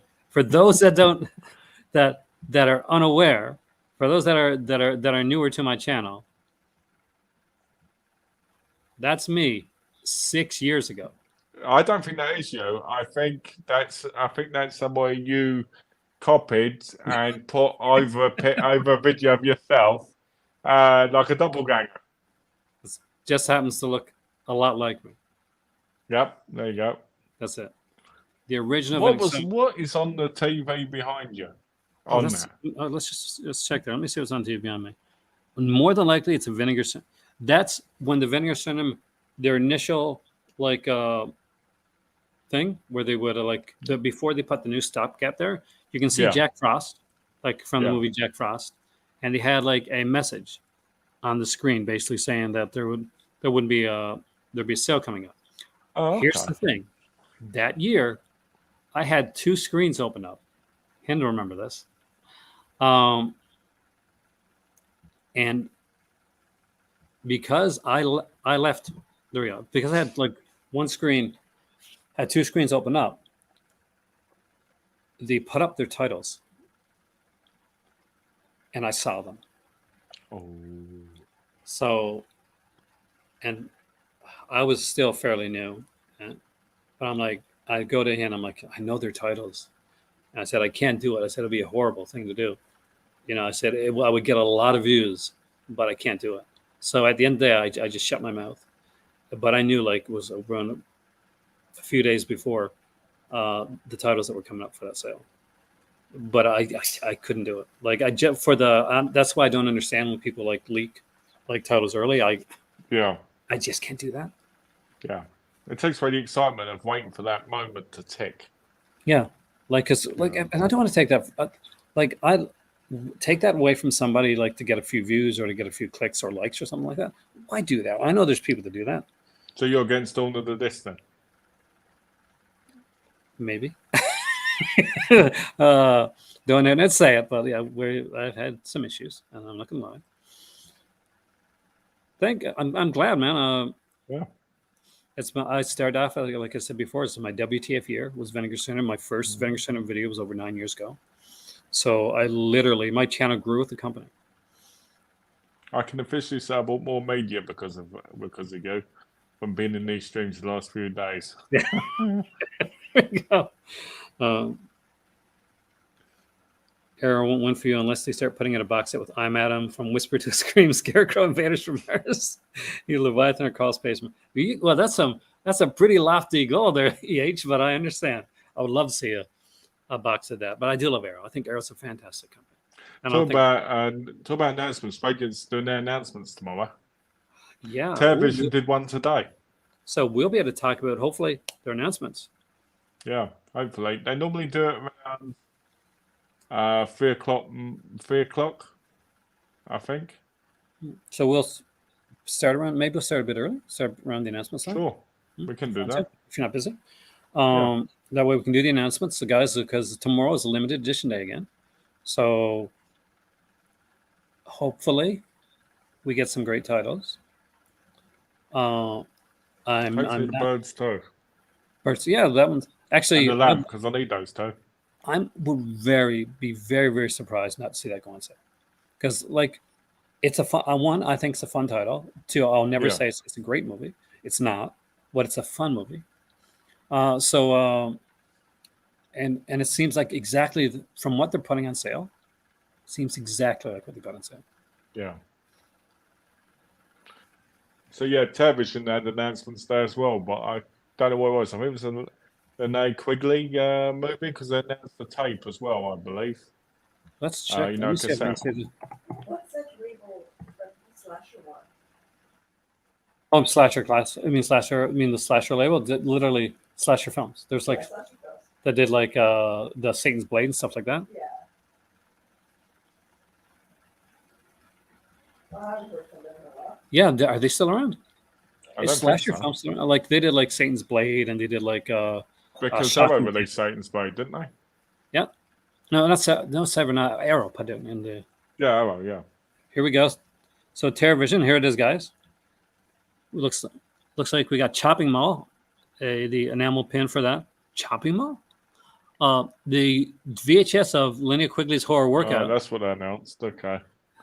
Because Parasites was a recent Blu-ray one. So I'm a big fan of this Horror Workout thing. I have this because I'm sure you got it too. 88 Films, remember? Yeah, I've got it now, but I've actually got it coming from them as well, individually. Oh, you got the subscription, don't you? Yeah, so I've got that coming individually, but I do have it in the 88 Films one as well. I love the fact I purposely bought it for that. If you like this, you might also like Cannibal. No, I won't, but I will like it. Very unnatural. VHSs are coming back. Same people won't want Blu-ray or DVD. They don't want VHS. There you go. They're going to want to get the VHS version. Something. I was at a convention a few years back, and I was picking up some stuff, and there was this VHS. It was a VHS DVD combo release, and I'm like, I'm not picking that up. It's VHS. And Hin's like, you should pick that up. That actually looks kind of cool. Yet another time, and Hin's right. Aaron's not right. So I went back about like an hour later to the table. All copies were gone. It sold out. Oh no! So I never did get it. But I was like, damn it! Like it was it was a cool release. And never. By the way, guys, if you got the bones, never second guess yourself. Pick up the stuff. Don't be like me that misses out on these cool titles. I did have PlayStation 5. When we first moved it, they were still a bit scarce to get. And I went in game and I said, when do you think you get a PlayStation 5? And when we've got one in today, and I went, I'll take it. Why they on the spot? £600 for a console. And I was like, oh. But, I was like, if I leave it, by the time I get back, it'll be gone. Oh, yeah, like, here's the thing. It's Boxing Day. Big day in Canada, big day in the UK. We're going around, me and my sister are going to all these different stores. I'm not finding anything that's really standing out. We get to Best Buy. They have PlayStation 5s. I know that more than anything else, I want a PlayStation 5. Yeah. I'm talking to him. She's here in Morocco. I'm there in Canada. And she's like, you should pick up a PlayStation 5. It'll be a chance to get it now. And I said, I'll think about it. I'm back in Morocco. I still don't have the PlayStation 5. And I had to wait to go to Canada again so I can get PlayStation 5 because I want to get the edition like that's got like a North American like store. Yeah. Makes it easier for You do know that if you get a PlayStation 5 and you sign in with a North American account, it just goes to that. That's true, yeah. It's So, yeah. As long as you got a North American bank account, you're good. Like or North Yeah. America cards. I got a North American bank account, so I would yeah, get that. because it'll go to it. So, it depends. I mean, you can still do it technically. I think it's a bit cheaper. I got to check, like, because eventually I would love to get one. Because that's it, man. If I get a PlayStation 5, we can play. Yeah. There you go. Yeah, we can. No, yeah, I've got one and we can play. Because I got the Xbox now and Series X, which is fantastic. I recommend it if you want a second system, get yourself an Xbox. Because Texas Chainsaw's coming out. You jumping on that? Oh hell yeah, it's free on Game Pass.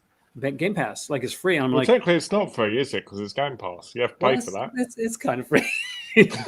So me and the kids are already like planning it because I used to play like the Friday 13th one. Yeah. And which was great. It's by the same people. Yeah. So super stoked on that. It's funny because if you buy the game, I don't know about anyone else, but if you buy that game day one, it's got a poster in it. Damn, now I want to buy the physical copy of it. Now you're gonna get me buying stuff. Damn. Right, there you go. There's some good stuff. I mean, like we've seen some good stuff. Let's see if any of this stuff is sold. Like, is anything sold out on this here? Let's go back to the sale for a second. What do you think the best seller is going to be? The best day? No, the best seller of the day, like today. Of today? Yeah. Here's the thing. A lot of these titles people are going to have already. Death Promise, if you don't have it. Cake picture. More cake pictures. We got to get some more cake pictures. And thank you, George. Yes. Why did I remember? I got to get new cake pictures. It's Scream Face cake for today, Ghost Face cake for today, but we'll get, before you know it, there'll be Alice Wonderland cake. We'll get other cake pictures in here. You should put your own ones too.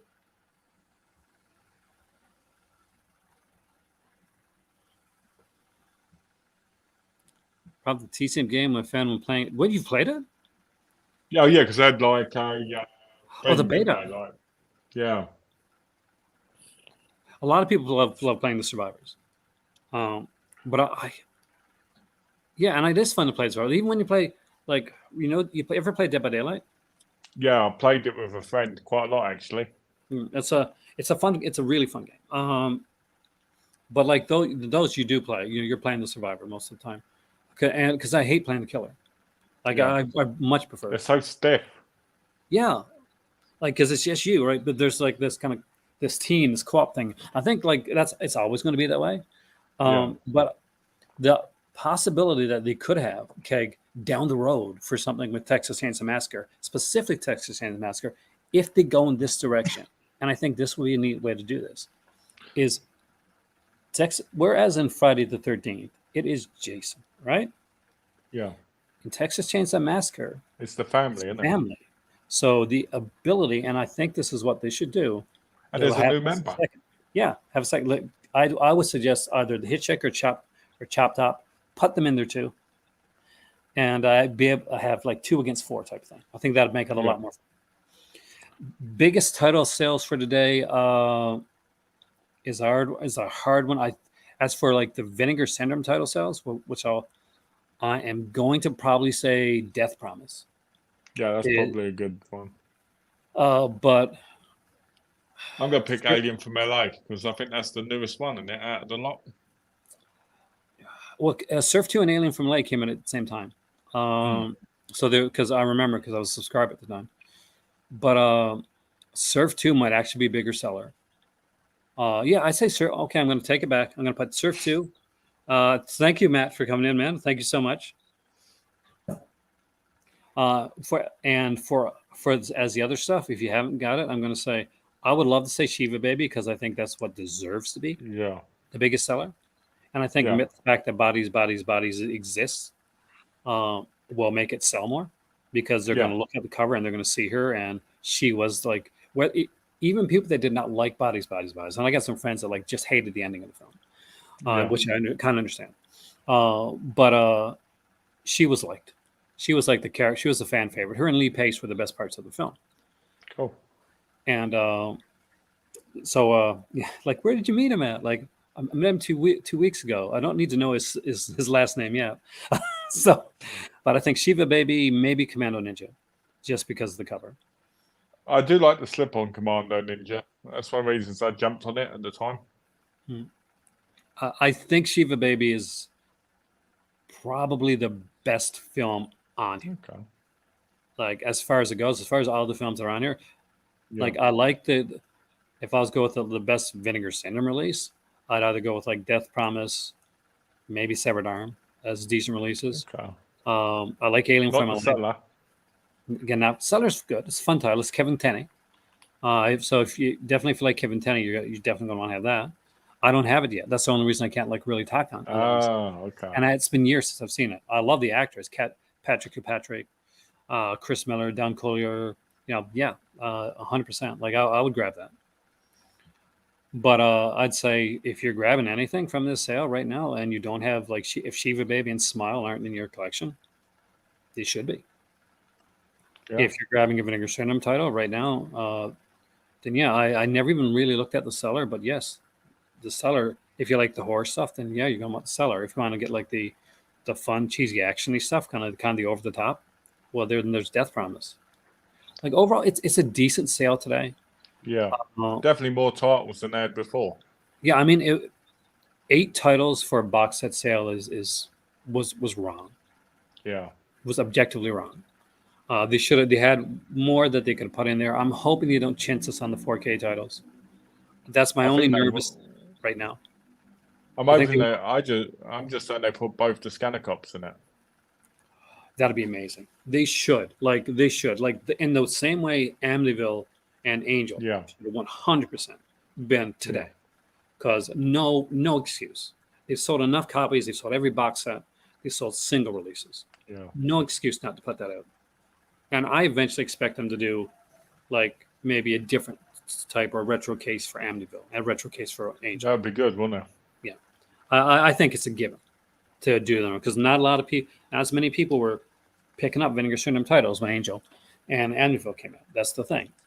There's a whole new audience that they didn't have before. And are they waiting on it for that reason? I think they should have put those on there. There's no reason not to do it. Well, especially the Angels, considering the Amityvilles were one to 10 for 10. Yeah, like the Angels weren't. Like, put them in there. Like, even if you put 1 or 2 of them in there, like to convince people to go out and grab the rest of them, right? Like that's the thing. They should have done the first 2, and then people would pay for the third one, probably, like you said. Yeah, for me, the third one, like I love the first one. Second one, I like. I hated the second one when I was a kid. Hated it. The tone is so different. And then I love the third one because, again, it gets back to what it was before. It's a revenge thing. Maud Adams is in it. Yeah, I got Ken Shriner from General Hospital. So I'm all over that one. I think that they should have at least put 1 of the Angels in there. Put at least 1 or 2 of the Amityvilles in there, even though they were 10 for 10. Like some of these titles were 10 for 10. Trauma was 10 for 10. That was on there for like $14. Yeah. Yes. Were any of these ones in the 10 for 10? Good question. I don't remember actually. Was it Severed Iron? No, it wasn't. No. Surf 2 was 100%. Yeah, Surf 2 was. Yeah. Trying to remember. I know Death's Promise wasn't. No, I don't think any of the others were. No, but Surf 2 was, and Surf 2 sold out the limited edition, I think, during that. Yeah, that's how they sold it, because they weren't selling it worth regular. Next time it'd be on these meat pies. Yeah. What do you think the VSA tomorrow will be? I'm hoping it's Tans of Eagle or Expect No Mercy. It's going to be one of those. Let's go to the VSAs. I want to check them real quick. Could be Wolfpack, I guess, but it's not. I was lucky enough. I got Wolfpack and Cyber Vengeance for £10 each off eBay. No, I would love for it to be Santo, because that's one thing my better half would probably buy, Yeah. or Moon the Wolf, but it's not going to be. I expect it to be along the lines of like maybe Expect No Mercy. That I don't think that one was on sale before, or Towns of the Eagle. Fortunes of America, they want to sell that one, I guess. But yeah, one of the action ones, one of the Jaleel Merhees. I'll be very surprised if we get a Moon of the Wolf or Santo. I'm expecting something along either Cyber Vengeance, stuff that's not really selling the greatest. So we've got what, 2 more VSA days? But there's where there's a VSA. Yeah, so we had one VSA on sale last time, right? When one VSA, Red Sun Rising, and that one did actually pretty well. So I would expect like when the Grave went, like that one went super quick and stuff like that. So I'd expect maybe Wolfpack, because I don't particularly see it selling really well. No. Not that there's anything wrong with it. I mean, like there's worse films. Like here's one of the worst. Here's a worse film, but it's just people buy Towns of the Eagle because just because the cheesiness. Like I would never buy TC 2000 for regular price. TC 2000 was $10. I bought it right away. Yeah. Whatever it takes. Also, that's a possibility. That was in the 10 for 10. Didn't sell out. No. Still available. I could see that being snuck in there. I hope not. I want it to be ones I got. Yeah, me too. Actually, no, I don't. I want to be stuff I already got. But no, I want it to be stuff I don't want. So for me, so that I'm not tempted. I want it to be Fortress of America because I care very little about that film. It's a trauma film, isn't it? It's trauma. Yeah. What the hell is a trauma film? What doing in a VSA when they've been putting out trauma films on a regular basis and under the regular Vinegar Syndrome label? It makes no sense. Makes no sense, does it? But then again, none of it does. Ted Bundy doesn't make any sense in a VSA either. It really doesn't. Like I know the Matthew Brights. Which one? You've seen Ted Bundy. Yeah, but is it like? Did you like it? I watched it. Yeah. It's Matthew Bright, the same guy, the Freeway, which is I'm sure that came probably acquisition in the package deal. But what is this doing as a VSA, not a regular release?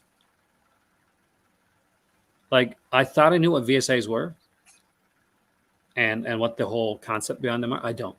Yeah. Like Ted Bundy, was Ted Bundy a video store, like one of the video stores you may have passed by, or a classic, or not even video store classic, or a video store like when you'd say no. It really kind of wasn't. If it hadn't been released through Hallmark, I would have thought Henry Portrait of a Serial Killer would have been. Yeah, a much better release, but for sure. But no, Henry Portrait of a Serial Killer. They put that out. I'd say they put it as a VSU. No, don't put it as a VSU. Would be too. Yeah. I have no idea anymore when it comes to their to the way that they do their sub labels. As strong as I think. And here's go back to 88 Films for a second. 88 Films are with their sub labels. When you see the titles that they put out, you understand. Every title comes out like basically you understand. Okay, that's a slasher one. That's an Italian one. That's an Asia one. I get it. VSA. It's got I'm waiting for them to wreck the VSL part. Yeah, like Jose was pretty right when he said, wasn't Gorgo VSL? Yeah. I got to agree with that. Yeah, definitely. But it wasn't Gorgo VSL. But guys, I guess with that being said, we will be back here tomorrow. Hope maybe a little bit earlier. So keep an eye out for it. We'll be You will see. 2 months behind. Did you see the thing come up yet? Hopefully you have. Just in case, you are a donation of the day. So, hells yeah. Got to get more cakes up there. Yeah. Thank you again, Malcolm, so much for coming in. It's been a blast. Unshockingly, we got to talk about all the films. And that's such an unfortunate. And network and all these other things. So, just before I go, which I will show you again after we get off screen because I'm a bastard like that. Thank you guys so much for joining us here in the Call to Cinema. Make sure that you're here tomorrow because it's going to be limited editions again. So hopefully, let's not make this a bin sale, right, Malcolm? Let's not have a bin sale for this. There's no bin sale. All good. All good, yeah. No whammies. Gotta be. And again, Gino's either he came in right at the end. I'm glad that your Jetson showed up. And I will see you guys soon. Stay on here. I'll talk to you in a second, Malcolm. All right, sure. Take care, guys.